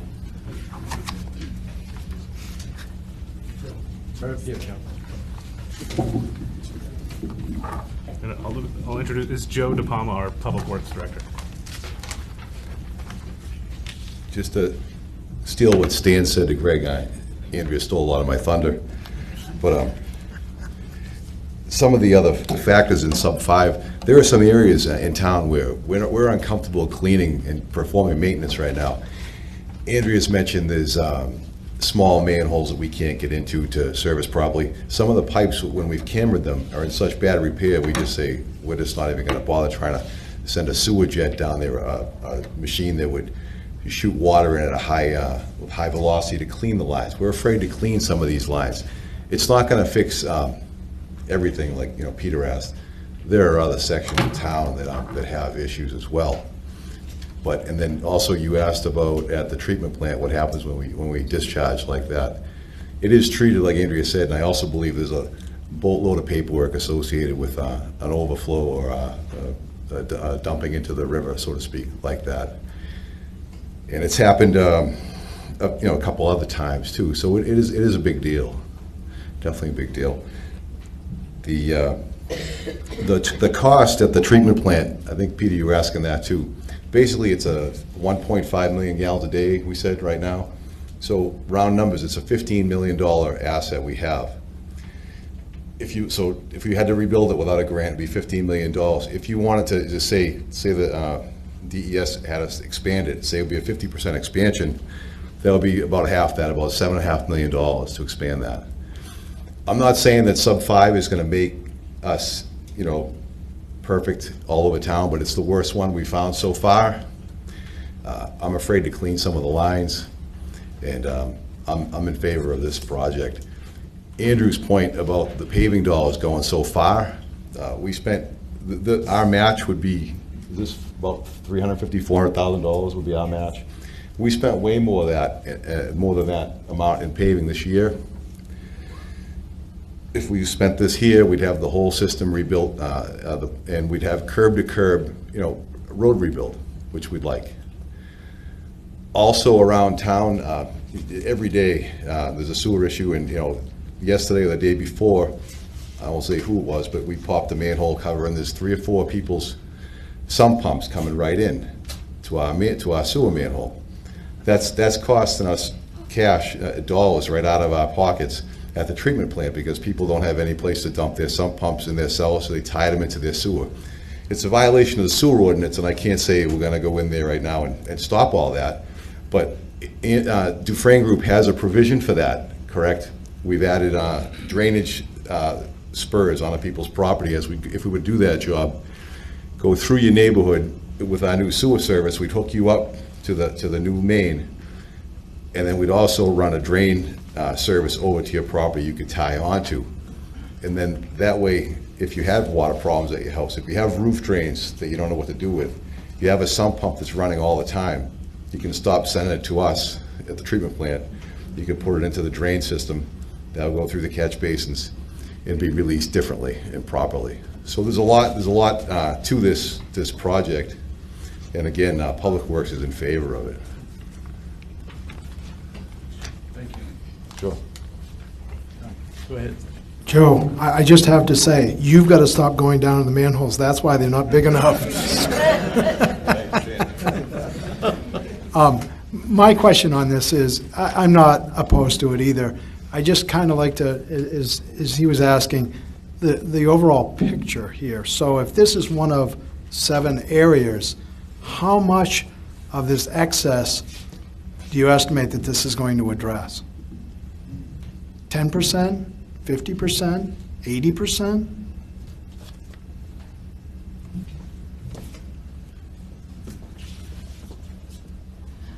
I would say I can't give you an exact percentage on that. Of course, it depends on the weather and the year, on how much is actually going into the system. Right. So. But again, the weather is the same mostly throughout the town. But if we're having a lot of rain and you've identified this area, I'm just trying to get a feel for, is 40% of the excess coming from this area, or 60%, just as opposed to the other 6 areas that we have? I don't have those numbers in front of me, but this is significantly much worse than the other areas. Okay. This one is something like 4,500 gallons per inch per mile, and 400, I think, is what was considered over the limit, what's considered high inflow infiltration. And again, I'm not opposed. I just want to know, okay, it's 2 million this year, and we've addressed 10% of it, so. So in the next areas, there's an application in for funding for a grant from USDA to look at sub-area 2, which is the next worst area. But we won't know exactly how much will need to be done until we get into the nitty-gritty, look at the manholes, TD the mains, just like we did on this one, to determine what areas need repair, what the extent of another project might be. So it's hard to estimate future costs at this time. In this, are there any manholes that are close to the river or anything like that, where the river might overflow and into a manhole, and it might not even be coming from the street system? There's one manhole that is adjacent to a brook, I believe, in this one. Yep. Will that be part of this study or fix too? We're not going to move the main, but we may do some repair to that manhole to limit the amount of water that can get into it. Okay, thank you. Hi, Carla Peacock. I actually live somewhere where I have a septic system, but as a taxpayer, I'm curious as far as managing the town, and I'm not sure if this is for the select board or someone else. What predicated this discovery and this need? Is it just part of regular town maintenance schedule to constantly be following these things and testing them? Or did we get something from the state or environmental areas? I'm just curious how it came about. I was going to speak to a little bit to the history of this. I know I've spoken this way before regarding the history. Back in 2011, they had problems in one area of town where there was significant inflow. And we hired it was before my time as a selectman, but a firm was hired. They did exactly the same type of procedures. They went throughout the town with the cameras and with the machines they were looking to see where the problems were. And that's what prompted the report that we received in 2011. And I think I said this before, I spent a weekend reading about our sewer system, which is really not the most exciting thing to think about or read about. But in point of fact, and this kind of goes to a question that was raised before, this is a really big deal. We have, if I remember from the other report, the 2012 report, there was only one area that was given a clean pass within the town. There were problems in most of the piping systems throughout the town.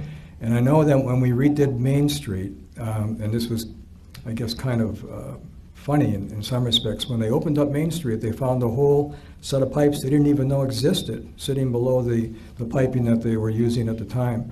So we have, you know, we're an old town, we're a New England town that's been here since the beginning of our founding almost, and these things happen. And there isn't any non-support here. We're in deep, deep trouble if we don't do this. The second area is almost as, I took the maps from this report and I compared them to the other one, and I think they covered almost 90% of the top priority of the first engineering group. The second area is almost as bad as the first, and then the other areas. But in town here, there was only one section that I can recall that got a clean bill of health in terms of the piping system and not having any inflows or problems with stormwater. So this is really an important thing for us to have to consider going forward. Thank you.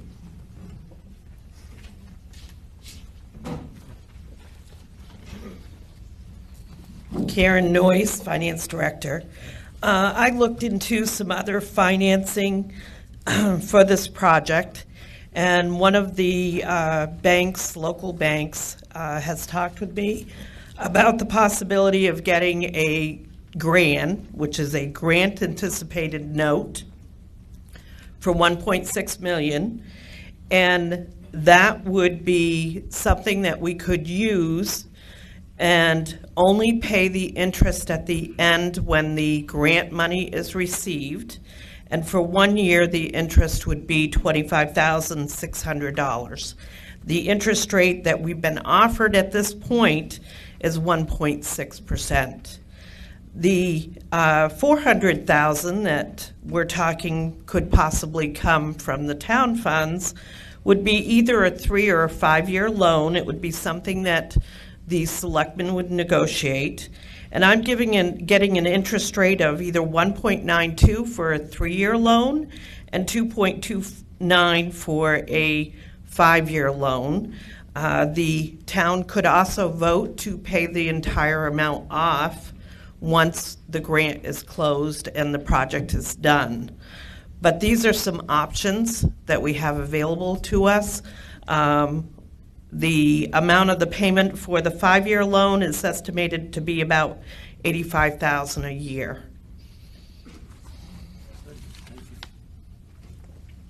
All right, yes.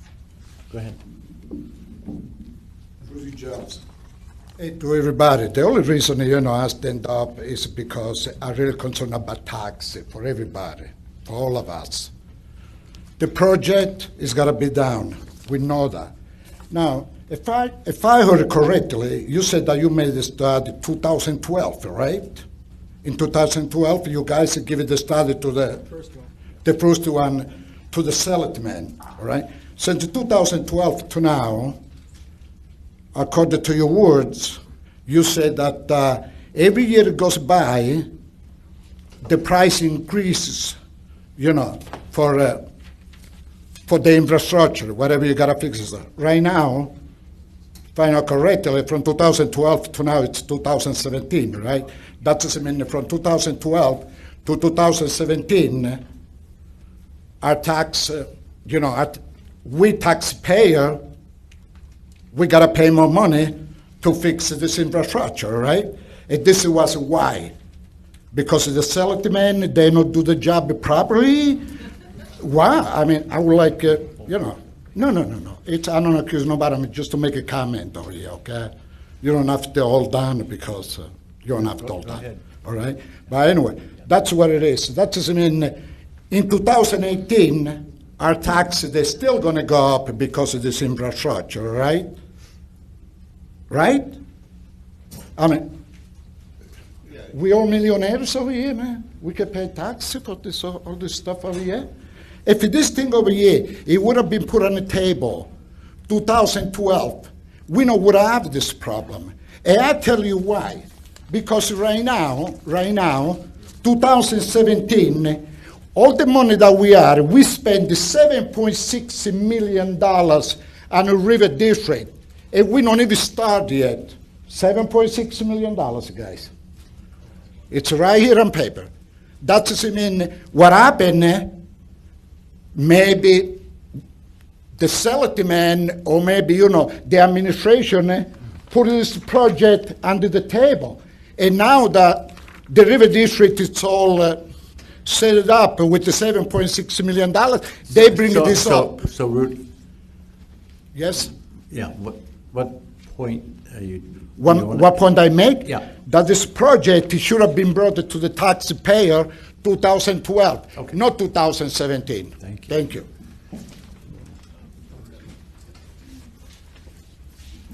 Rudy, I think at the budget hearing, I explained what had happened between 2012. This engineering firm was not involved.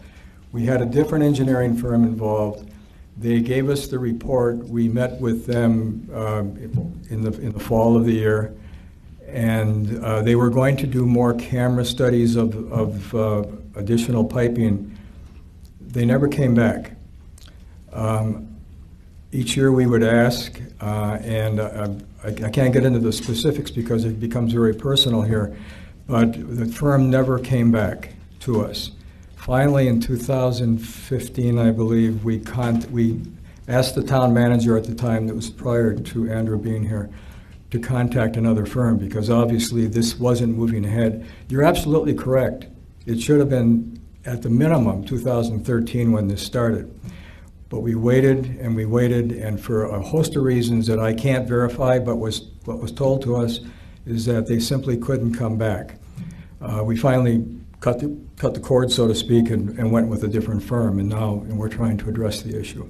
But yes, it should have been addressed 3-4 years ago. It's being addressed now.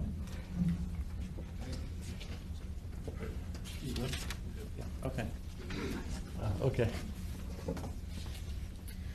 Karen Noyce again. One other factor that you might want to consider is possibly back in 2012, there was not grant funds.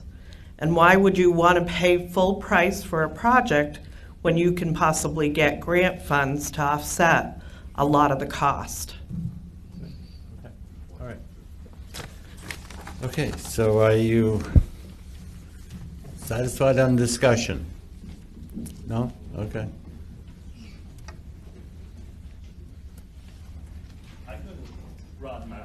I couldn't really see your writing. Was that the lines? You were going to change the manholes on the side streets. Slip line, Union Street?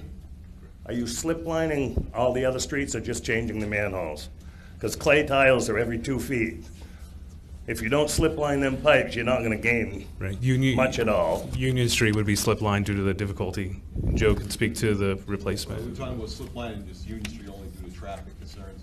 Well, no, I see that, but if you don't do that to the other streets, we're going to replace the others. The lines or just the manholes? The lines. Oh, okay, I didn't realize that. Yeah, complete sewer replacement. Oh, okay. And like I said, I thought it sounded like just the manholes, so. No, complete sewer replacement, and then drains, stuff brought in as well, for true separation. Okay, because I was wondering how you were going to separate that if you were just slip lining too. Okay, I guess I missed some of it. Okay, thank you.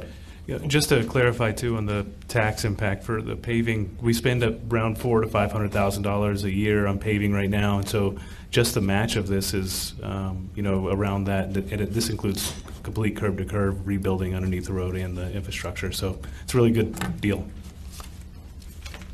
Okay, folks, satisfied?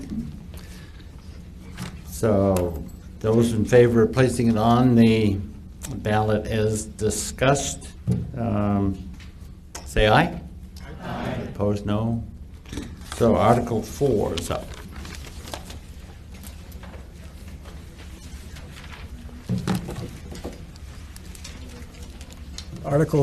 Article 4, 2017 operating budget. Shall the town raise and appropriate as an operating budget, not including appropriations by special warrant articles and other appropriations voted separately, the amounts set forth on the budget posted with the warrant or as amended by vote of the first session for the purposes set forth therein totaling $8,730,879.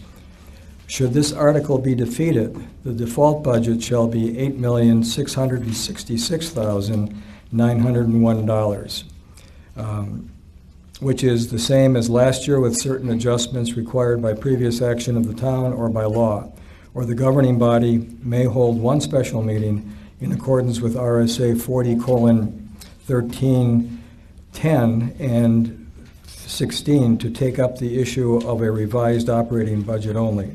Estimated tax impacts $7.58.6 per thousand, recommended by the selectmen 3-0, recommended by the budget committee 4-0.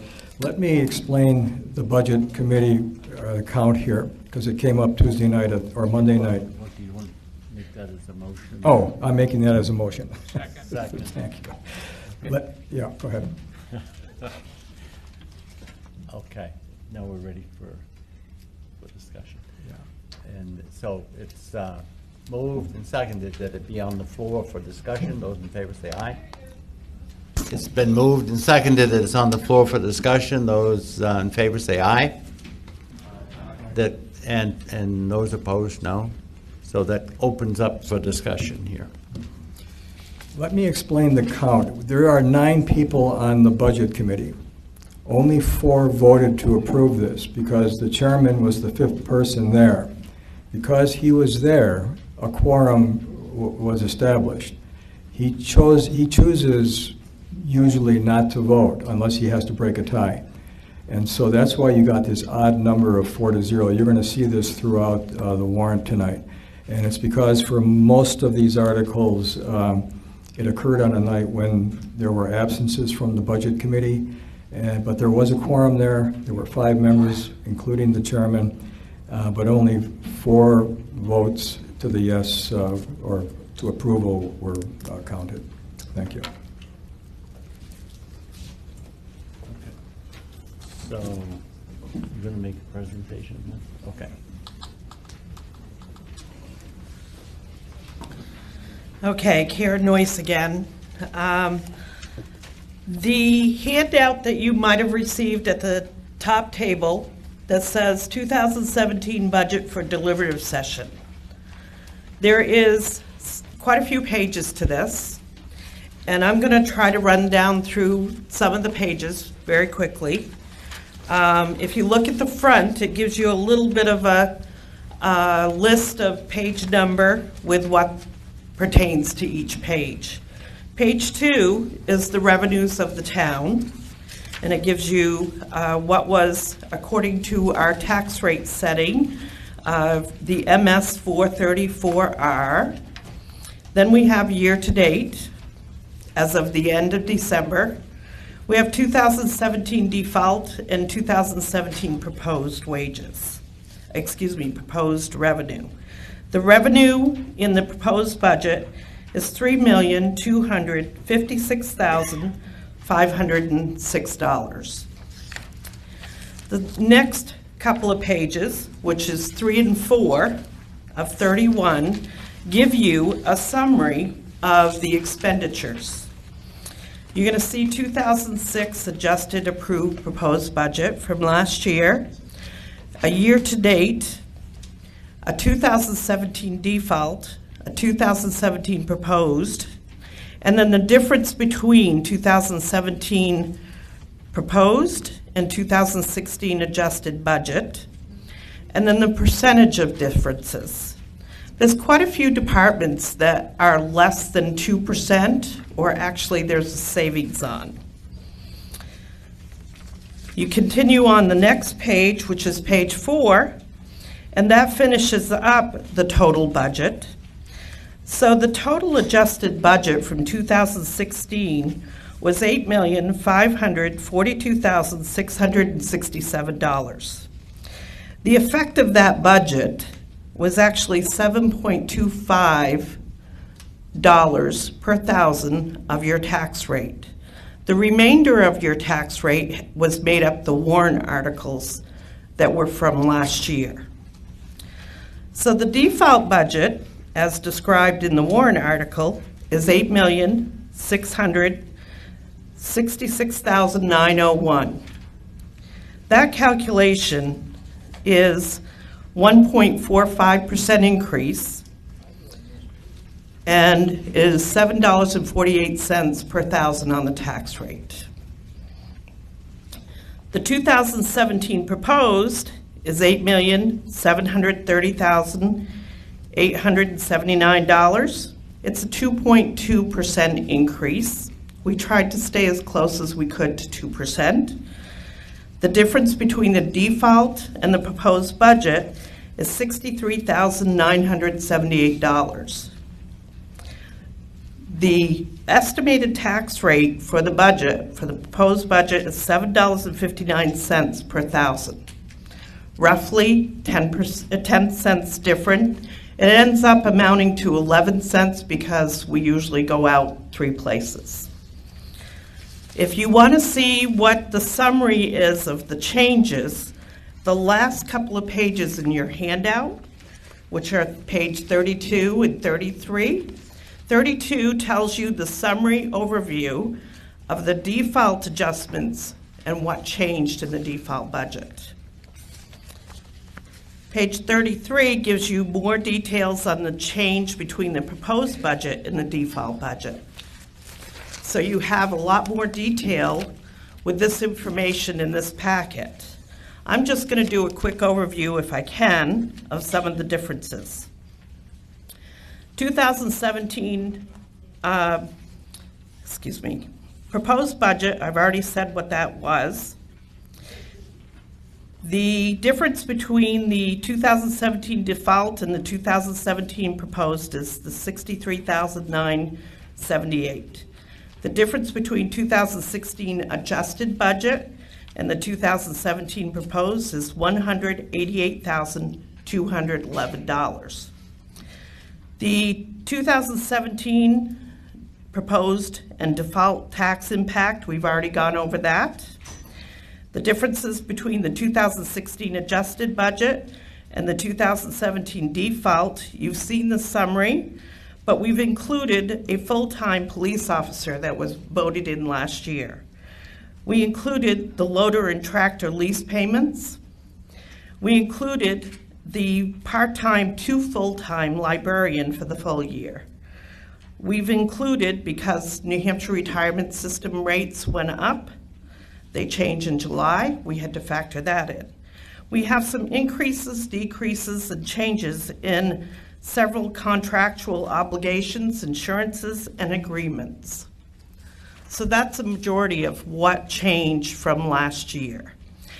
In the difference between 2017 default and 2017 proposed, one of the big items is the police cruiser, which is included in the proposed budget this year.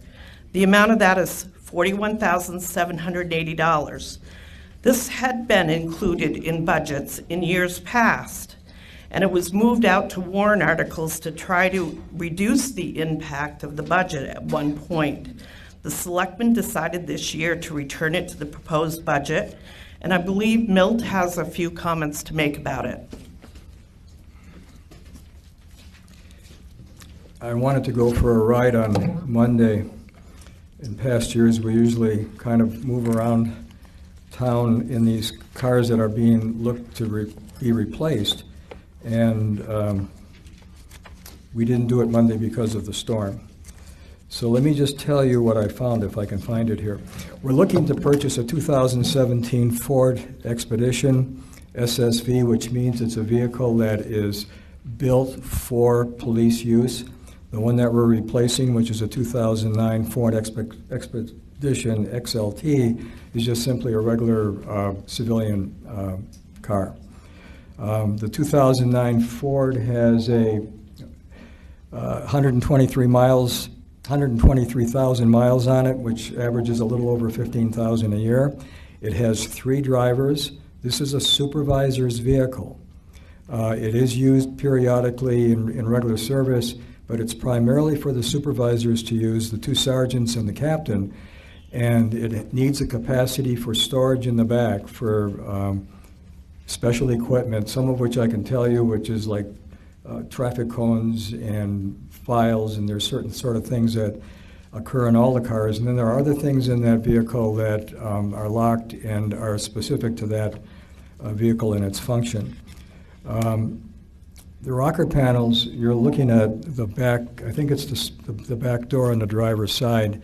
That hole is about 6 inches across and about 4 inches wide. This vehicle will not pass inspection in September.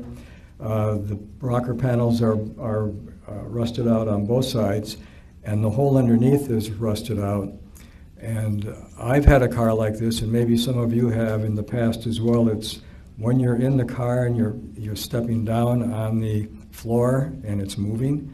This vehicle has now reached the point where the floor is kind of rusting out as well. It would be $8,000 to fix the rust to a point where it could be pass inspection in September. It's also dripping transmission fluid, and the linkage is now starting to slip. That would be another $4,000 to fix that on estimate. So we're looking to replace this vehicle at 123,000 miles. I know we've heard the argument in the past that there are people that have cars that go up to 200,000 miles, but this vehicle has at least 3, if not more, drivers. Regular squad cars have 7 or 8 drivers during the week, and they're running all the time. So these are clearly high-usage vehicles. And again, we're going to be trying to replace this with a 2017 Ford Expedition as well. And it's a 4-wheel drive, and it has this capacity for the specialized storage. Thank you.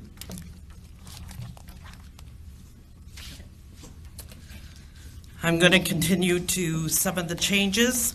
We've included in the proposed budget a part-time unsworn evidence technician in the police department to help process some evidence. This amount is $5,000. We've included seal coating the police department's parking lot at $3,020. We've got mobile record storage for $2,970. A media server, $5,283. These are both for the police department. We have some additional grant assistant and grant matching funds that we've added throughout the budgets. We have a wage increase factored in here for non-union employees throughout various departments. They range from 1.125% to 2.5%. We have some health insurance changes for the non-union employees through various deductions throughout the budget.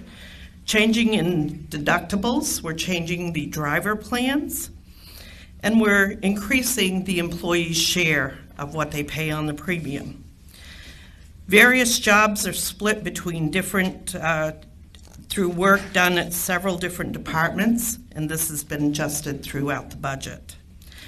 Merit increase, if awarded by the town manager, has been increased. Last year it was $2,000. We've increased that to $5,000. We've got flags for Main Street included in the budget of $1,200. We have an increase in the cemetery section of the budget of $1,500. We need a new sand filter for the pool, which is $1,700. I believe the sand filter that we have is about 17 years old. Reduction in hours for part-time staff is throughout some various departments as well.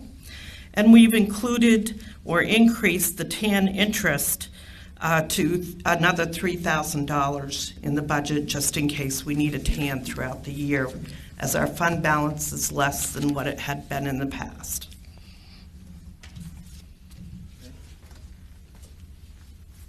Okay, questions, discussion? Ready for the question? All those in favor of placing Article 4 on the warrant for the town meeting on March 14th, say aye. Opposed, no. Okay, the ayes have it. Article 5.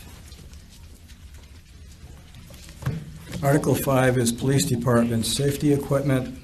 To see if the town will vote to raise and appropriate the sum of $5,000 for the purpose of purchasing, installing, and improving police cruisers with updated safety and communications equipment, and to authorize the withdrawal of $5,000 from the Special Detail Revenue Fund, and further to authorize the police chief to trade in or sell older equipment. There's no tax impact here. This is coming out of that revenue fund. Recommended by the Selectmen 3-0, recommended by the Budget Committee 4-0. I have a motion, do I have a second? Second, thank you. I asked what kind of equipment specifically, and it's kind of identified in here as well, but it again runs from cameras to electronics to traffic cones to different kinds of material that they use in the cars. This article appears every year when we replace a vehicle. We always have this additional safety equipment article in here as well. Thank you.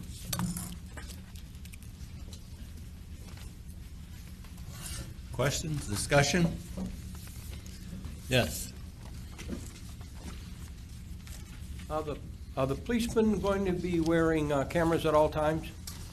I see we're spending money for cameras. Is that going to be adopted? They already wear cameras. They've got to maintain that at all Yeah. times? Yes. Good idea. Okay, those in favor of placing this on the article as presented, on the warrant as presented, say aye. Opposed, no. The ayes have it. We'll move on to Article 6.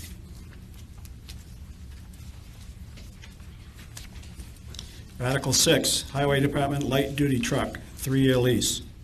To see if the town will vote to authorize the selectmen to enter into a 3-year lease agreement in the amount of $100,000 for the purpose of leasing a new or used light duty truck for the Highway Department, and to raise and appropriate the sum of $30,000 for the first year's payment for that purpose. This lease agreement has an escape clause.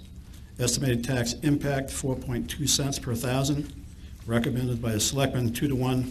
Recommended by the Budget Committee, 4-0. You're moving. I move Article 6. Second. Okay.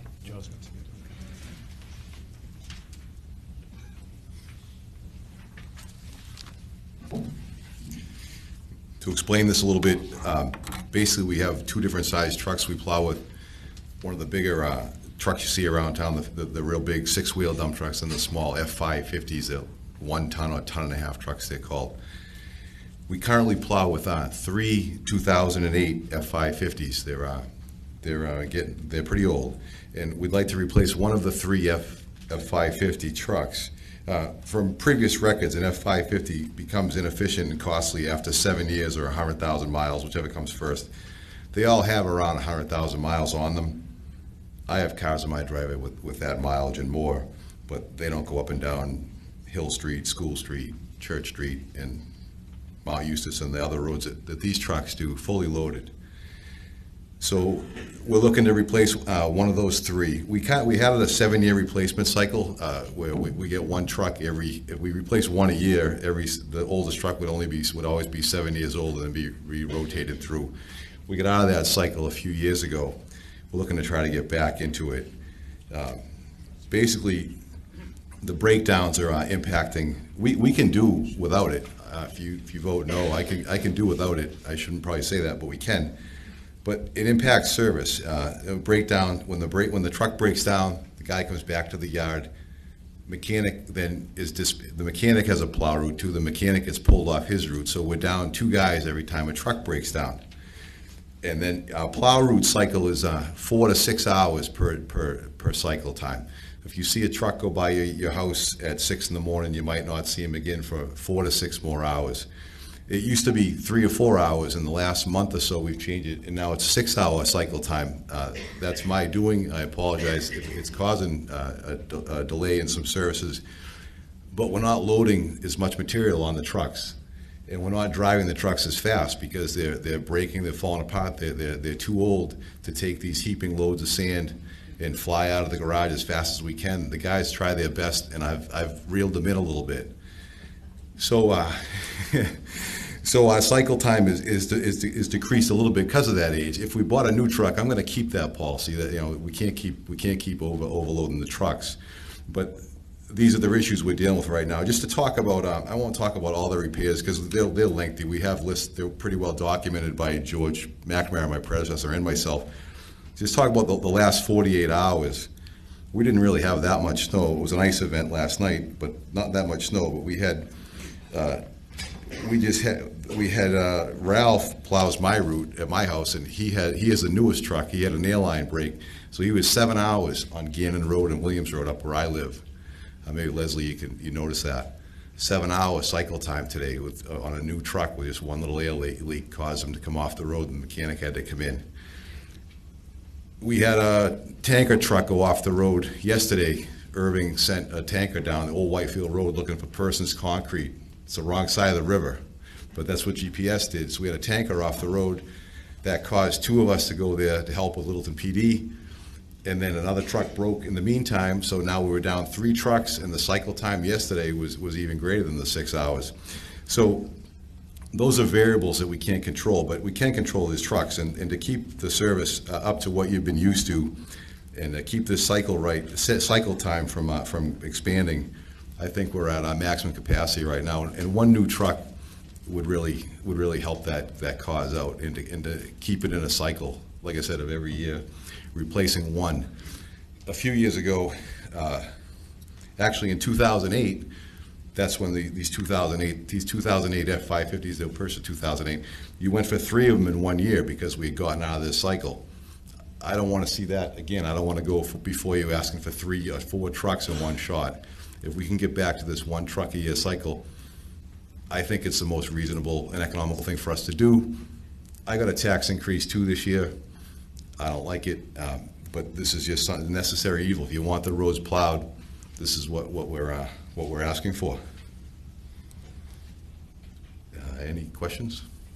No. How come you have used up there? If you already have used ones, you need a new one. Is that right? Does it say used? 3 used ones now. You don't need to buy a used one. You need to buy a new one. Yeah, I'd like to buy a new one if I could. Right.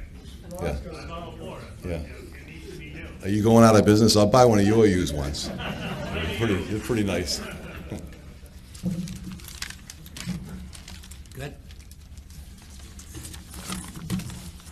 Questions? Yeah. Okay.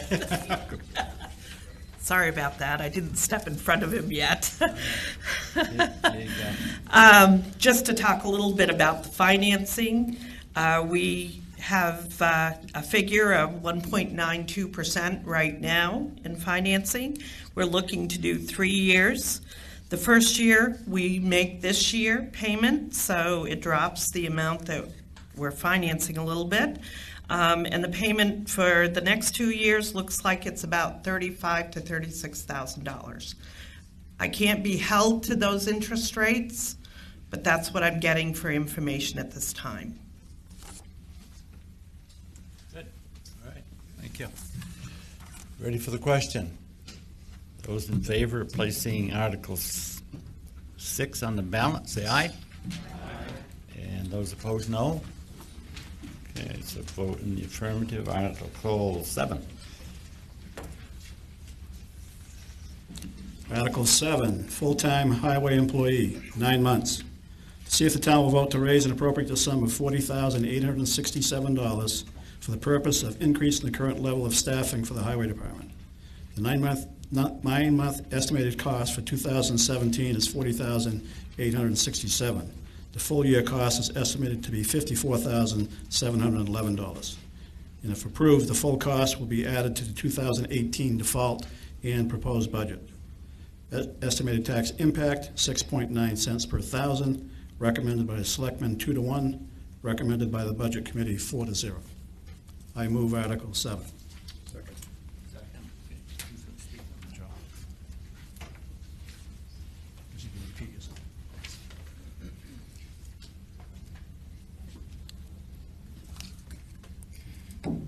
In some ways, these two articles we have for the Highway Department and Public Works are linked, the new truck and the new guy.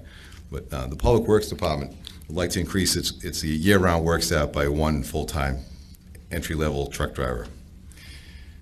We currently have 7 men and 2 seasonals, and we'd like one more employee. During the winter, the plowing and the maintenance, winter maintenance, it's obvious, and we've already talked a little bit about that tonight. And the cycle time is gone 4 hours now to 6 hours. Like I talked about, DOT has a 90-minute cycle time limited, 90-minute cycle time limit or suggestion. And I've talked about how ours are greatly exceeding that. Load size has been reduced, so the speed has been reduced.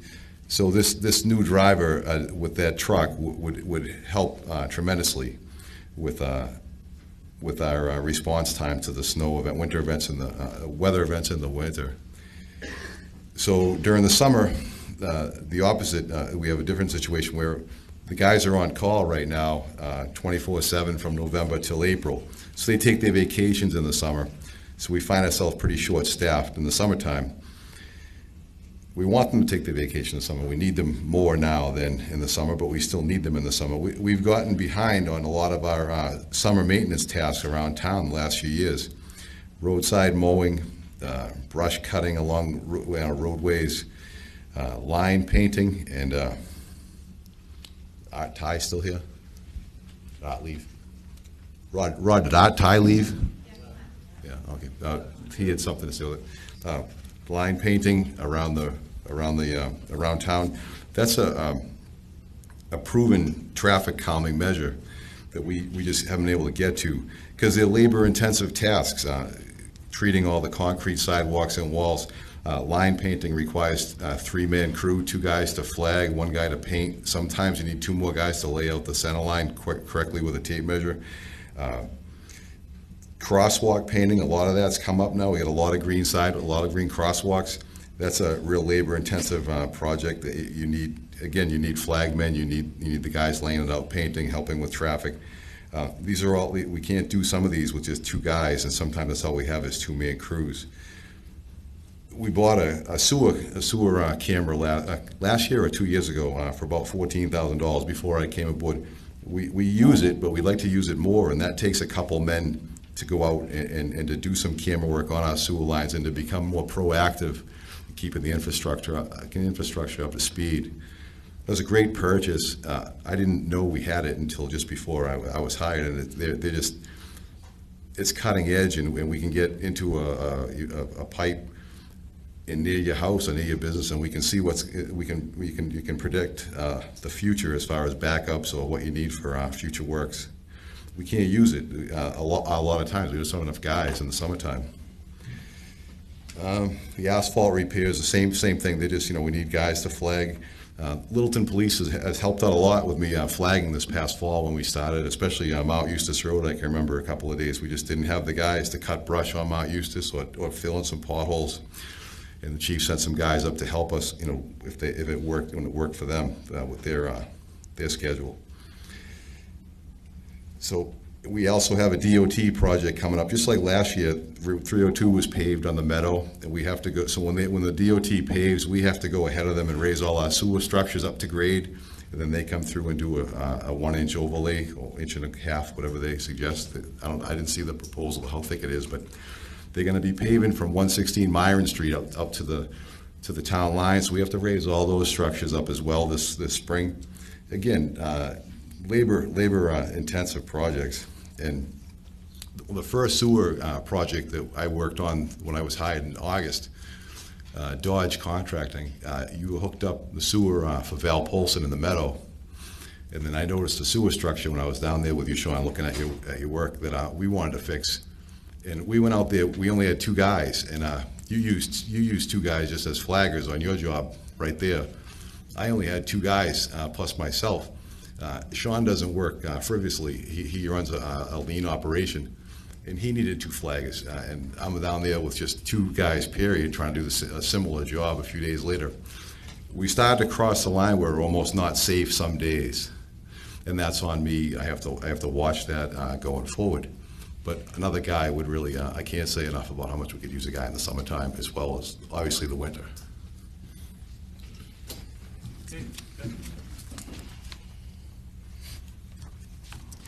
Further discussion?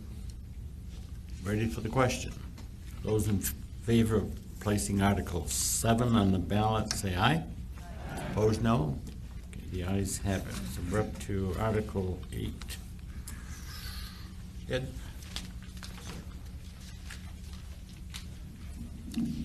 Article 8, part-time highway department summer laborer. To see if the town will vote to raise and appropriate the sum of $10,000 for the purpose of hiring a part-time summer laborer in the highway department. If approved, the part-time summer labor cost will be added to the 2018 default and proposed budget. Estimated tax impact, 1.4 cents per thousand, recommended by the selectmen 2-1, recommended by the budget committee 4-0.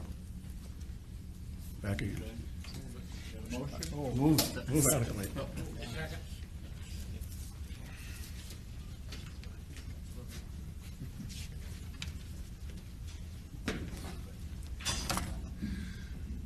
We have a part-time, we currently use part-time help in the summertime now. This would be pretty much a continuation of the same practice we've had for a while.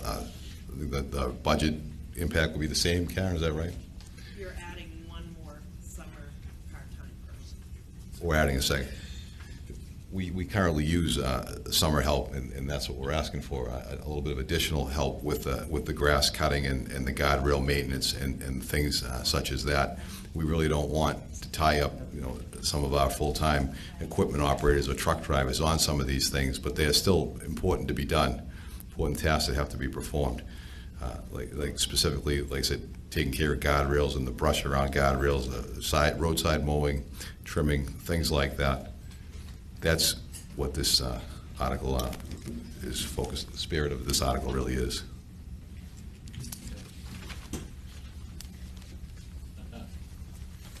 All right. Article 8. Those in favor of placing it on the warrant as is, say aye. Opposed, no. Okay. The ayes have it. Moving on to Article 9. Article 9, road improvements. To see if the town will vote to raise and appropriate the sum of $150,000 for the purpose of repairing and improving various roads in town. The road improvement plan for 2017 is parts of Mount Eustis Road. Any savings realized on this project will be used for and expended on other town roads. Estimated tax impact, 20.8 cents, recommended by the selectmen 3-0, recommended by the budget committee 4-0. Have a motion, do I have a second? Thank you. I do want to talk for a minute about this warrant article and explain it from our perspective. In past years, as you know, we've spent $300,000 to $500,000 on roads. This year we brought it down to $150,000 for a few reasons.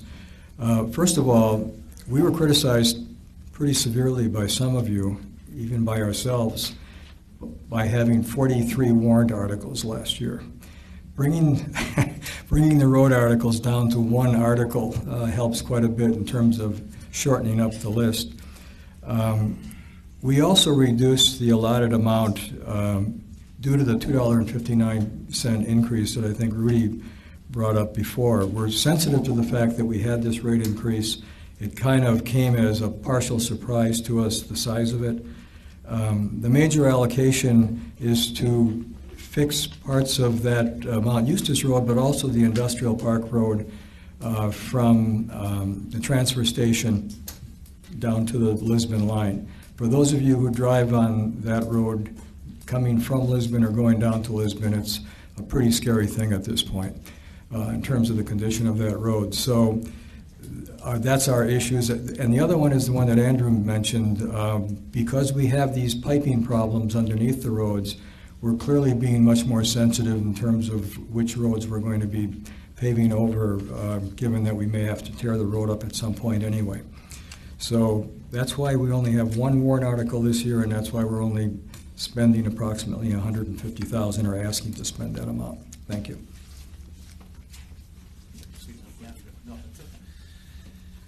And so this is $150,000 that'll be spent in the area mentioned before, but we also have about $3 million plus of other infrastructure projects that are going to be taking place, including in the River District. So there's actually more paving happening, and it's happening with grant money and bond match, and that's the plan for this year. So there's a lot of activity, and we're asking for a smaller amount.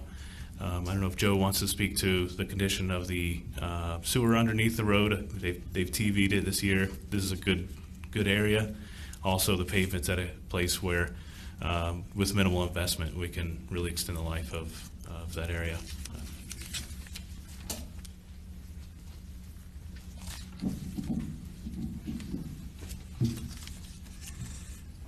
You all set? Sure.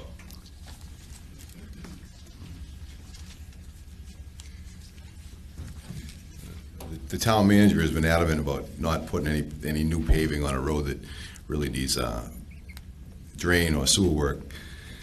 So we have identified this section of Mount Eustis Road and down to the Lisbon line as a good one to work on.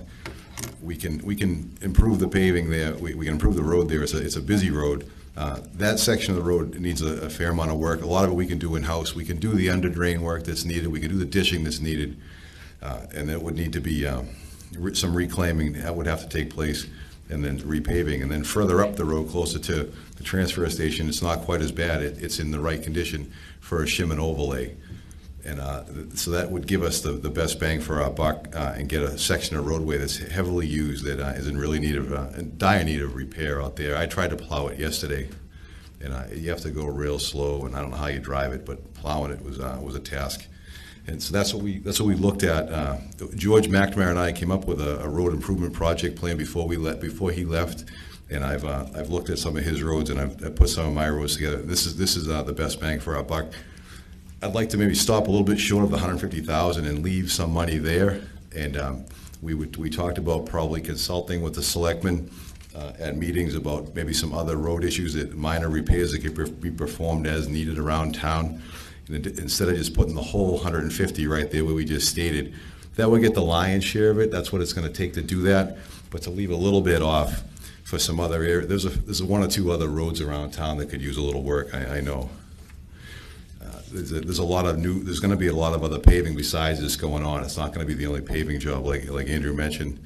The River District is going to, that includes curb to curb repave through there, just to mention one. So there'll be plenty of paving this year, and we thought this was a good way to get a little bit more done down that section of town on a road that didn't need a whole lot of infrastructure upgrades.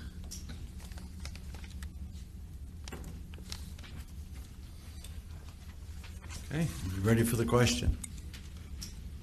Those in favor of placing Article 9 on the ballot, say aye. Aye. Opposed, no. The ayes have it. So we'll move on to Article 10.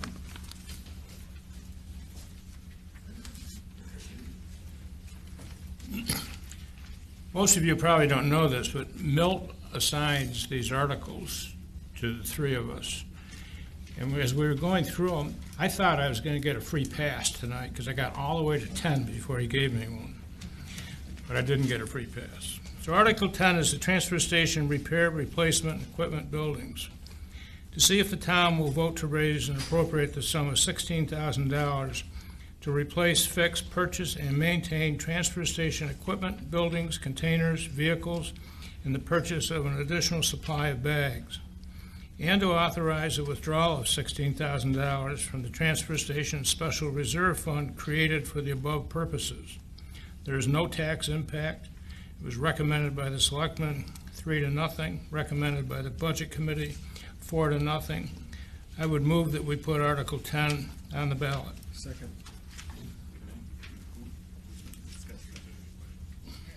I don't think anybody has. No. Okay. You guys good for Article 10? Place it on the ballot. All those in favor say aye. Opposed, no. Okay, the ayes have it, so we'll move on to Article 11.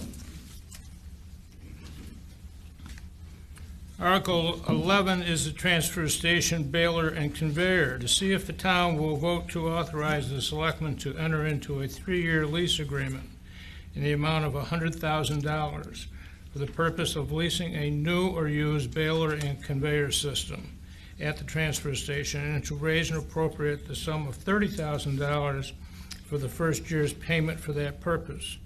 This lease agreement has an escape clause. Estimated tax impact is .042 cents per thousand, recommended by the selectmen 2-1, recommended by the budget committee 4-0.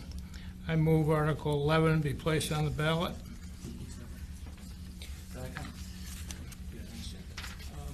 Brian's here if you're on question. Yeah, okay. Anybody have questions or? Okay, Karen has information. Okay, all right. All right. Yeah, Brian Patno, the transfer station manager. Yeah, this is a piece of equipment we really need. It's 16 years old. It's really worn. You can't find parts anymore. We had one identical to this, which is our cardboard baler, which we replaced 8 years ago because of all the breakdowns and problems we've had. We bought this after the fire in 2000. The markets have changed. More products are being recycled. And even back then, it was a little smaller than what we needed. And when we replaced the cardboard baler, we saw an increase. The average bale weight increased by 10%, yet it took us 20% quicker to do that same bale. We're hoping to do that same, or at least close to it, with this new baler for all the different material. I estimate the average bale weight will be about 10 to 15% better. The savings for the time to bale it will be anywhere, depending on the type of material, from 5% to about 40% quicker, allowing us to hopefully recycle even more material, therefore getting even more revenue for us and the town.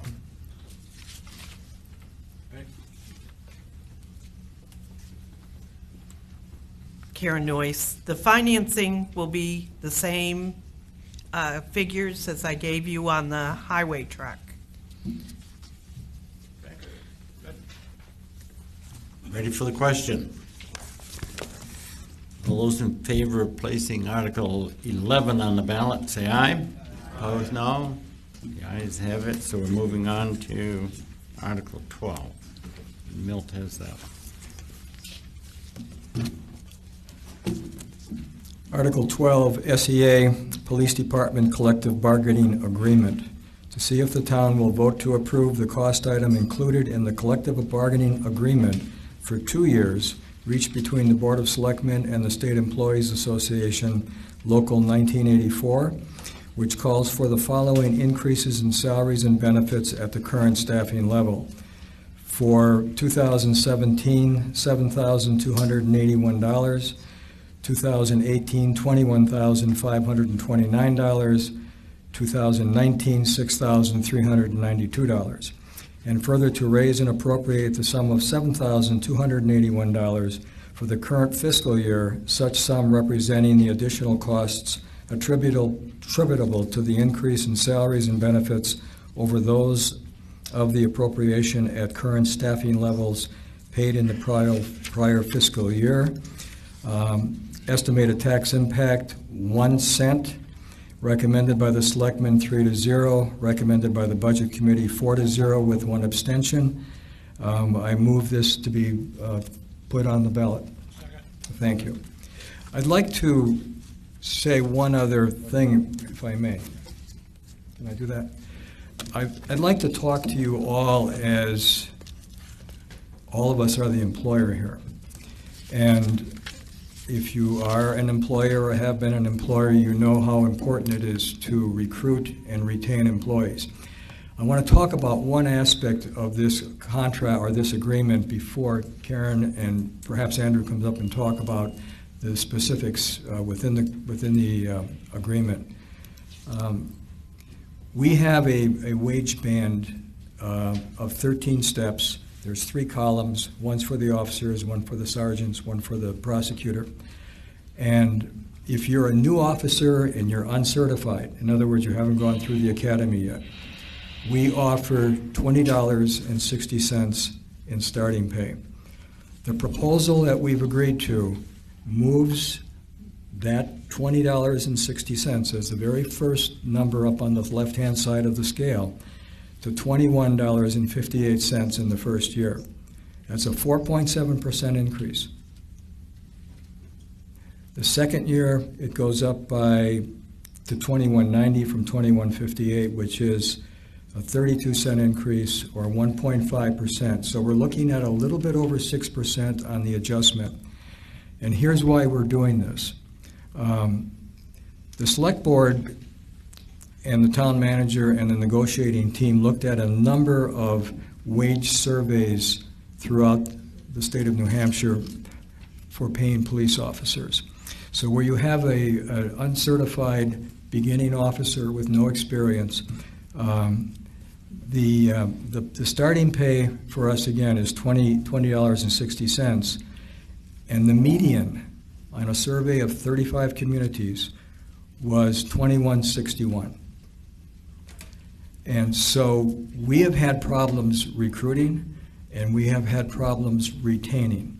I think in the past 2 years, Karen and I worked out today, we have about a 20% turnover in new police officers leaving us after they've been here for a while, specifically after, and this is not a criticism, this is just a reality, after they go through the academy, which at our cost, they find positions elsewhere. The starting pay for certified officers for Littleton currently is $22.11.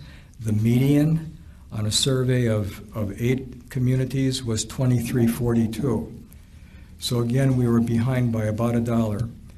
We put a lot of emphasis into raising the pay for retention and recruitment purposes, but also for another element that Karen will speak to that's in there, the amount of shared premium that the officers are going to be paying for health insurance is going up from 12.5% currently to 14% and then to 15% in the second year. So part of that increase is clearly to address what they've agreed to help us share, or to share with us, the cost of medical insurance. I just wanted to start with this because it's important for us as a group and as an employer here in town to make sure that our employees, our recruitment and our retention is viable as an employer. Thank you.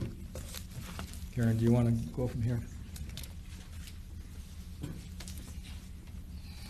I kind of want to go over a few of the calculations, and if you look at slide 40, which is right next to the Article 12 piece on the handouts you were given earlier,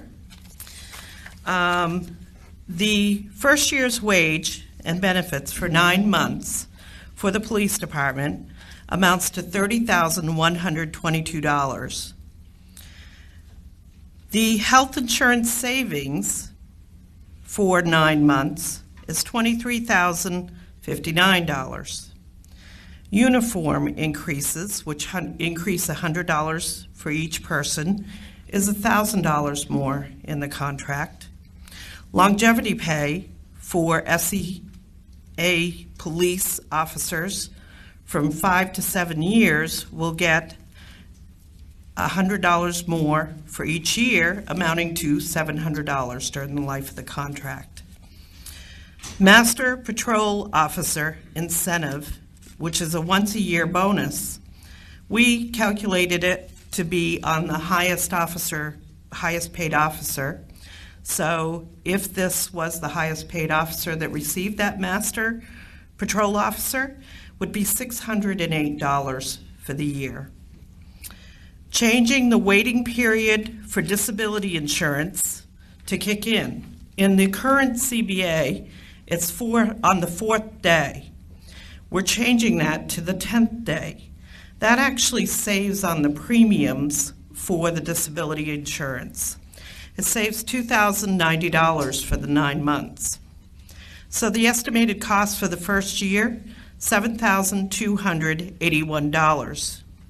The second year, with wages and wage-related benefits, the cost is $31,032 for the full year. Health insurance savings, because the employee's share increases in the second year, is $9,504. The estimated cost for year 2 is $21,529. And in 2019, we have 3 months left of the contract because the contract starts April 1st. The estimated cost for this, which include both savings in insurance and the wage increase that carries over, is $6,392. Just to go over some of the changes. In year 1, full-time patrol staff get a 1-step raise, which will include or is equal to $1.50 per hour increase. The effectiveness of this increase over the total of the officers is 6.16%. The prosecutor will receive no step, will get a 2.5% increase. The second year, the full-time patrol staff and the prosecutor will get 1 step plus 1.5%. In effect, this increase is 4.07%. The purpose of the adjustment, as Milt had talked about, was to be a little more competitive and have some retention with our officers. I know from being in HR, we lost 1 officer to a town that pays a $10,000 sign-on bonus, plus more per hour than what we were paying. Insurance changes in the union contract. Year 1, we're doing away with the Blue Choice 2-tier plan, which had no deductible. That's being completely eliminated. The current HMO, which has a $250 to $750 deductible, the employees will see an increase to their share of the premium from 12.5% to 14%. In year 2, the employees see another increase. Their share of their premium goes to from 14 to 15.5%. Another policy or another insurance plan is going to be offered. There's going to be an HMO SOS plan, which costs less for the town, and the employee's share is less per month. Many of the employees have signed up to change to this. The HMO SOS plan has a $1,000 to $3,000 deductible. The employee's share of the premium is 2.25% the first year and 4.5% the second. The current high deductible plan that we have, which is a $5,000 deductible plan, the employee pays nothing toward the premium, and they receive half of the town's savings back. This is going to be eliminated. The new HMO SOS plan costs less. The health insurance elsewhere benefit in the CBA is being reduced from $3,000 per year for buyout to $2,500 per year. There'll be uniform changes, as I discussed earlier. There's also a benefit if an employee is leaving, an officer is leaving the town employment, they are able to purchase their bulletproof vest for half of the original cost. Many times these vests could be left behind and not fit another officer, can't be used by another officer. So this way we can have them eliminated from our stock where we may not use it again and receive some money from it. Additional changes is adding the new Master Patrol Officer, field training officer pay, which is currently $550 per year. That's changing to $25 per training shift. The longevity pay, I've already talked about that. The special detail rates will be $45 for all detail instead of having two different rates. We currently have $35 and $45.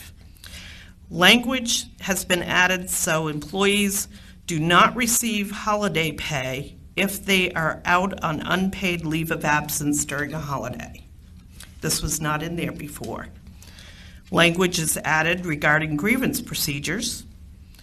Disability insurance, as I said before, will not kick in until the 10th day. This does save on our premium. We've added language to allow the police chief to schedule 5 8.5-hour workdays or 4 10.5-hour workdays with the full-time officers. Leave time accruals have been reduced for SEA employees by 3 days per year for employees in their second year of service.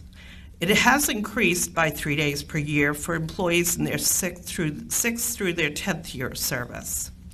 Language is included to allow leave during an adoption. Physical fitness workouts. This number of times had been changed from 10 per month to 120 times per year.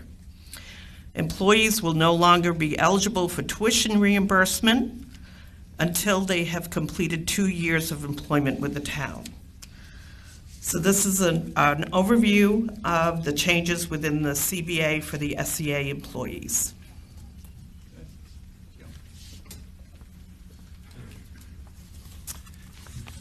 Ready for the question? No? Okay. Just a quick question. I don't understand the question or the issue about payment for officer training at the academy. Is that what this last line addresses, the tuition reimbursement, or is that for a separate type of educational benefit?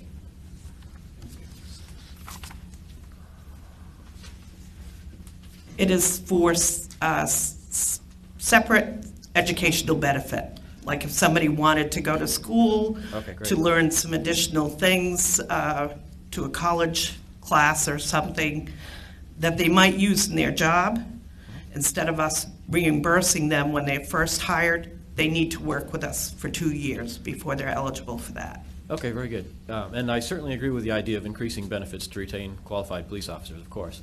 But I'm concerned about the problem that you expressed initially about us paying for officers to attend the academy and then leaving Littleton's employment. Isn't there some way to create some type of contractual obligation so that if they are trained on behalf of the town that they would stay here for a period of time? Or at least reimburse us, I'm sorry. Excuse me, Karen Noyce. We're currently doing that now. In fact, we're asking them to pay us back a certain amount of dollars if they haven't stayed with us a certain amount of time frame.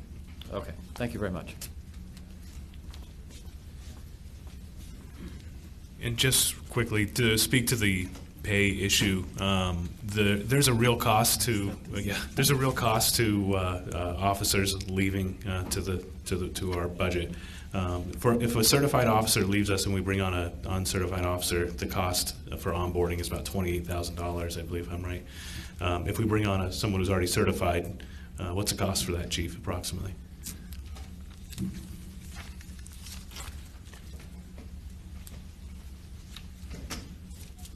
Yeah, think we were looking at closer to around 10,000, is that right? Yeah. But just so you know, and Chief can clarify this, by bringing the pay in line, we're increasing longevity, and it saves the taxpayers a significant amount of money over time. But I don't know if you want to speak to that.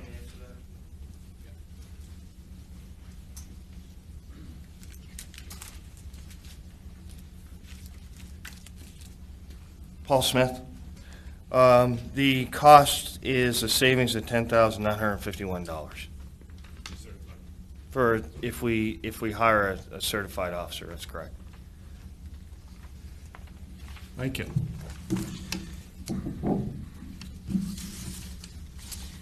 Okay, Article 12. You ready for the question?